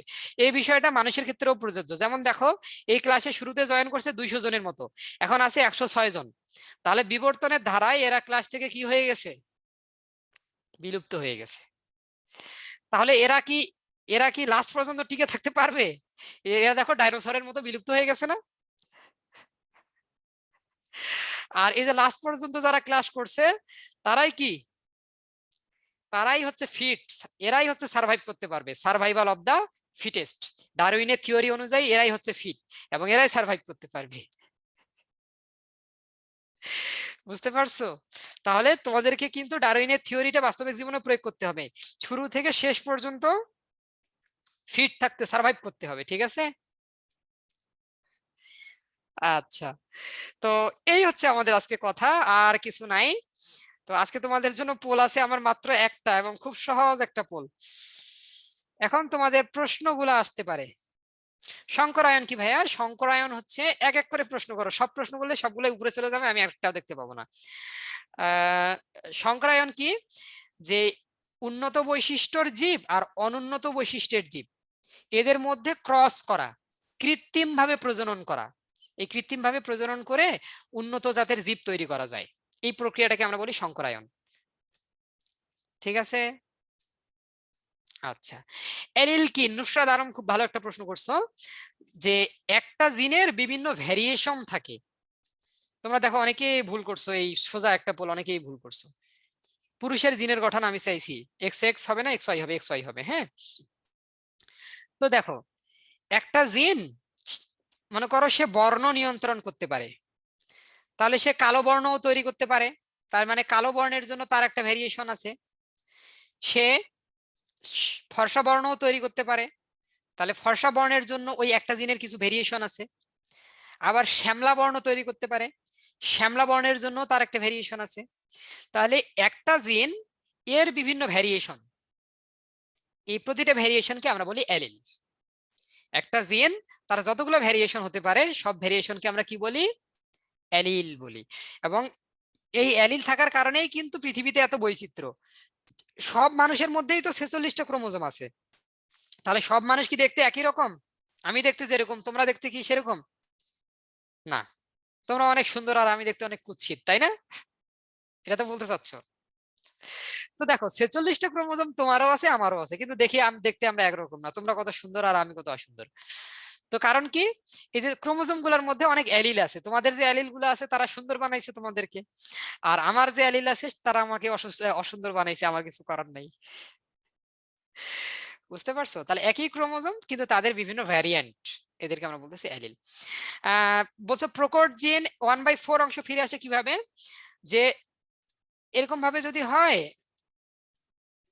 তাহলে দেখো, একটু দেখো এই জিনিসটা। তাহলে মনে করো এই বি একটা প্রকট জিন, আবার এই দুইটাই প্রচ্ছন্ন জিন, এদের মধ্যে যদি আমি জনন করি, দেখো তো একটু ভালো করে, এটা বি এটা বি, তাহলে শুধুমাত্র একটা প্রাণী, সরি,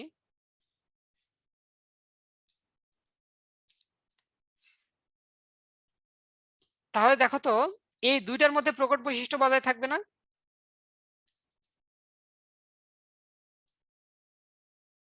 তোমার প্রশ্নটা কি? আপনি তো সেই পোলাপান তো পাম মারো অনেক। হ্যাঁ, প্রশ্নটা তুমি আবার করো তো ভাইয়া, তোমার প্রশ্নটা উপরে চলে গেছে। যে প্রকট বৈশিষ্ট্য 1/4 অংশ সঞ্চারিত হয়, তাই না? প্রকট জিন প্রথম বংশধরের ক্ষেত্রে কি হয় দেখো, যে প্রথম বংশধরের ক্ষেত্রে প্রথমে যখন গ্যামেট তৈরি হয়, সাপোজ এই ধরনের, তখন এখান থেকে বি গ্যামেট তৈরি হবে, একটা বি একটা বি, এখান থেকেও দুইটা বি দুইটা বি। এদের মধ্যে যে 4টা জীব আমরা পাবো, প্রতিটার মধ্যেই জিন থাকবে এরকম না, 4টার মধ্যেই। এবং সন্তান কিন্তু আসলে হয় কয়টা বলতো? এটা কিন্তু প্রথম বংশধর, সন্তান কিন্তু 4টা হয় না, একটা হয়। আমরা তো জানি না কয়টা হবে, যে কোন ডিম্বাণুর সাথে কোন শুক্রাণু মিলন হবে। তো প্রতিটাতেই প্রকট বৈশিষ্ট্য যাওয়ার সম্ভাবনা কত দেখো তো? 4টার মধ্যে কয়টা সন্তান হবে? কয়টা? একটা হবে না? হ্যাঁ, একটা হবে। স্ক্রিন দেখা যায় না? দেখা যাওয়ার কথা তো। হ্যাঁ, একটা বা 25%, এই জন্য এটা বলা হচ্ছে। আচ্ছা, থার্ড জেন্ডারটা আরেকবার বুঝাই দিব। থার্ড জেন্ডারের ক্ষেত্রে হয় কি, সাপোজ মনে করো যে এক্স ওয়াই একটা মেয়ে, এটা মেয়ের জিন। তো এইটা একটা শিশু মেয়ে হয়ে গেল তৈরি। এরপর এই শিশু মেয়েটা, বা এটা ছেলে, শিশু ছেলে সরি, তো এই ছেলেটা পরিপূর্ণ ছেলে হওয়ার জন্য কিন্তু তার বয়স হওয়ার পরে তাকে অনেকগুলো ধাপ পার করতে হয়, বয়ঃসন্ধি পার করতে হয়। তারপরে সে কিন্তু যৌন পরিপক্কতা লাভ করে, অর্থাৎ তার পুং জননাঙ্গগুলো ম্যাচিউরড হয়, তাই না? এবং এই অঙ্গগুলো ম্যাচিউরড হওয়ার জন্য অনেক কি দরকার হয়, হরমোন, এনজাইম, এগুলোর দরকার হয়। তো এই হরমোন এনজাইম গুলো যদি না থাকে, তার দেহে কোনোভাবে ঘাটতি থাকে, তখন কিন্তু তার পুং জননাঙ্গ গুলো ম্যাচিউর হতে পারে না, পরিণত হতে পারে না। তখন সে কিন্তু থার্ড জেন্ডারে কনভার্ট হয়ে যেতে পারে। আচ্ছা, হ্যাঁ, ঘাস না থাকলে গরু কি খাইছিল? গরুর গলা কেন লম্বা হয় নাই? এইটাই তো প্রশ্ন। এই জন্যই তো তাদের এই গবেষণাগুলোর অনেক কি আছে, লিমিটেশন আছে, অনেক সীমাবদ্ধতা আছে। পলিপ্লয়েডি কি? পলি মানে অনেক, প্লয়েডি মানে ক্রোমোজোম। আমাদের ক্রোমোজোম থাকার কথা 46টা, ক্রোমোজোম বেড়ে যদি কোনোভাবে 48টা হয়ে যায়, এই ঘটনাটাকে বলি আমরা পলিপ্লয়েডি, অর্থাৎ ক্রোমোজোম সংখ্যা বেড়ে যাওয়া, কোনো ক্রোমোজোম একাধিক থাকা। ঠিক আছে? থ্যালাসেমিয়া কি ডাব্লিউবিসি কে আক্রান্ত করে? না, শুধুমাত্র আরবিসি। আলফা গ্লোবিউলিন আর বিটা গ্লোবিউলিন পাওয়া যায় শুধুমাত্র আরবিসির মধ্যে। ঠিক আছে? তোমাদের গ্রুপে রেটিনা বায়োলজি কেয়ার বাংলায় লিখে সার্চ দিবা, বায়োলজি কেয়ার আইডি চলে আসবে ভাইয়া। না, থার্ড জেন্ডারে কোনো ডিম্বাণু শুক্রাণু তৈরি হয় না। ডিম্বাণু শুক্রাণু তৈরি হওয়ার জন্য অনেক হরমোনের দরকার হয়, এই হরমোনগুলো তাদের থাকে না, বা থাকলেও ঘাটতি থাকে, ইমব্যালেন্স থাকে। আর কারো কোনো প্রশ্ন? এইচআইভির প্রভাবে কম কি কি? তোমার প্রশ্ন বুঝতে পারতেছি না। থার্ড জেন্ডারটাকে হিজড়া বলা হচ্ছে, হুমায়রা জান্নাত চৌধুরী। থার্ড জেন্ডার, যেটা নিয়ে এতক্ষণ কথা বলে আসলাম। বায়োলজি ক্লাস কি আর হবে না? বায়োলজি ক্লাস তোমাদের অধ্যায়ের উপর আর কোনো ক্লাস হবে না, তোমরা হয়তো বা আর একটা ক্লাস পাবা, সেটা মানে পুরো সব বইয়ের একটা কনসেপচুয়াল ক্লাস আর কি। ঠিক আছে, এটা পাইতে পারো, কিন্তু অধ্যায় ভিত্তিক আর কোনো ক্লাস হবে না। আচ্ছা, মিউটেশন কি? মনে করো একটা ডিএনএ আছে, সেই ডিএনএ এর চেঞ্জ হয়ে যাওয়া। ডিএনএ এর মধ্যে আমরা কি জানি, কি কি থাকে? Adenine, thymine, cytosine, guanine. মনে করো এটা একটা ডিএনএ এর সিকোয়েন্স, কিন্তু কোনোভাবে তার এখানে গুয়ানিনটা চেঞ্জ হয়ে গিয়ে কি হয়ে গেল? অ্যাডেনিন হয়ে গেল। তাহলে এটাকে আমরা বলি মিউটেশন, অর্থাৎ ডিএনএ এর গঠন উপাদান চেঞ্জ হয়ে যাওয়া, এটা হচ্ছে মিউটেশন। ঠিক আছে, মিস তো আমরাও তোমাদেরকে করব, এবং কোনো সমস্যা নাই। এরপরে তোমরা এসএসসি পরীক্ষা দিয়ে ইন্টারমিডিয়েট পরীক্ষা দিবা। ইন্টারমিডিয়েটে যখন আসবা, তখন তো ইন্টারমিডিয়েটের জন্য আমাদের অনেক প্রোগ্রাম চালু আছে, এবং সেই সব প্রোগ্রামে তোমরা অবশ্যই আমাদেরকে পাবা। আমাদের ইন্টারমিডিয়েটে ফিজিক্স, কেমিস্ট্রি, বায়োলজি, ম্যাথ সব প্রোগ্রাম আলাদা আলাদা ভাবে চালাই আমরা। এবং ঢাকার মধ্যে যারা আছো তারা ইনশাল্লাহ আমাদের সাথে অফলাইন ক্লাসও করতে পারবা। ঠিক আছে, ইনশাল্লাহ। সো এখন তোমাদের দায়িত্ব হলো ঠিক মতো পড়াশোনা করে ঠিক মতো পরীক্ষাটা দেওয়া, ভালোভাবে পরীক্ষা দিয়ে ইনশাল্লাহ ভালো রেজাল্ট করে ভালো কলেজে ভর্তি হয়ে রেটিনার আঙিনায় এসে আমাদেরকে মিষ্টি খাওয়ানো। সবাই খাওয়াবা মিষ্টি তো ইনশাল্লাহ? হ্যাঁ, তোমাদের জন্য দোয়া সব সময়, অনেক অনেক দোয়া তোমাদের জন্য সব সময়। সবাই বই পড়বা ভালো করে, আর একটা কাজ করবা, সামনে যেহেতু পরীক্ষা, সবাই শরীরের যত্ন নিবা, কেউ যেন কোনোভাবে অসুস্থ হয়ে না যাও। আল্লাহ না করুক পরীক্ষার আগে অসুস্থ হয়ে গেলে কিন্তু বিপদ, প্রিপারেশনের অনেক ঘাটতি হয়ে যায়। হ্যাঁ, সো খুব সাবধান থাকবা, ভালো মতো খাওয়া দাওয়া করবা। আর এখন কিন্তু ঋতু চেঞ্জ হচ্ছে, ঠান্ডা গরমের একটা মাঝামাঝি অবস্থা। এই ঠান্ডা গরমের মাঝামাঝি অবস্থায় কেউ ঠান্ডা লাগাবা না, সাবধান থাকবা। অনেকেই তোমরা পাম দিচ্ছ। আর আজকের পরে হয়তোবা তোমাদের সাথে আমার আর দেখা হবে না, ইন্টারে ওঠার আগে। ইন্টারে ওঠার পরে আবার দেখা হবে তো ইনশাআল্লাহ। আমি এখন আছি ফার্মগেট ব্রাঞ্চে ভাইয়া, আমাদের কনকর্ড টাওয়ার ব্রাঞ্চে। তো আজকের মতো এবং এসএসসির মতো আজকে তো তোমাদের সাথে বিদায়। ইনশাআল্লাহ ইন্টারমিডিয়েটে দেখা হবে। তোমাদের জন্য অন্তর থেকে অনেক অনেক অনেক দোয়া। সবাই তোমরা ভালো রেজাল্ট করো, আমাদের জন্য দোয়া করবা, রেটিনার জন্য দোয়া করবা তোমরা। যেন প্রত্যেকটা ভাইয়া ভালো থাকে, সুস্থ থাকে। বিশেষ করে আমার জন্য দোয়া করবা। মাঝে মাঝেই আমি অসুস্থ হয়ে যাই, ডেঙ্গু আক্রান্ত হই, জ্বরে আক্রান্ত হই। ঠিক আছে? আমার এফবি আইডি হচ্ছে রেটিনা বায়োলজি কেয়ার। তোমরা গ্রুপে গিয়ে রেটিনা বায়োলজি কেয়ার লিখে সার্চ দিবা বাংলায়, আমার আইডি পেয়ে যাবা। তবে আমার আইডিতে ফ্রেন্ড 5000 হয়ে গেছে অলরেডি, এজন্য ফ্রেন্ড রিকোয়েস্ট দিয়ে আসলে লাভ হবে না, অ্যাকসেপ্ট করা যায় না আর ফ্রেন্ড রিকোয়েস্ট। হ্যাঁ, আমি অ্যান্সার দিয়ে দিই, আমি মেসেজ আসলে সময় করে অ্যান্সার দিয়ে দিই, সব কোনো সমস্যা নেই। এসএসসি 22 নিয়ে আমাদের কোনো প্ল্যান আছে কিনা এটা তোমরা নিশ্চয় জেনে যাবা, আমাদের গ্রুপেই তোমরা আপডেট পেয়ে যাবা। এসএসসি 22 নিয়েও আমাদের প্ল্যান আছে অবশ্যই, আমরা কোর্স চালু করব তোমাদের জন্য। তোমাদের যে এসএসসি গ্রুপ আছে সেই গ্রুপেই তথ্য পেয়ে যাবা, সেই গ্রুপে নজর রাখবা। হ্যাঁ হ্যাঁ, আমাদের inter first year, inter second year সবগুলোর একাডেমিক প্রোগ্রাম আছে, অনলাইন অফলাইন দুই ব্যাচই থাকবে ইনশাল্লাহ। তাহলে আজকে এই পর্যন্তই থাক, সবাই ভালো থাকো, সুস্থ থাকো। অনেক অনেক দোয়া তোমাদের জন্য, আমার জন্য দোয়া করবা, ভালো মতো পড়াশোনা করবা। আজকে এই পর্যন্তই, আল্লাহ হাফেজ, আসসালামু আলাইকুম ওয়া রাহমাতুল্লাহ।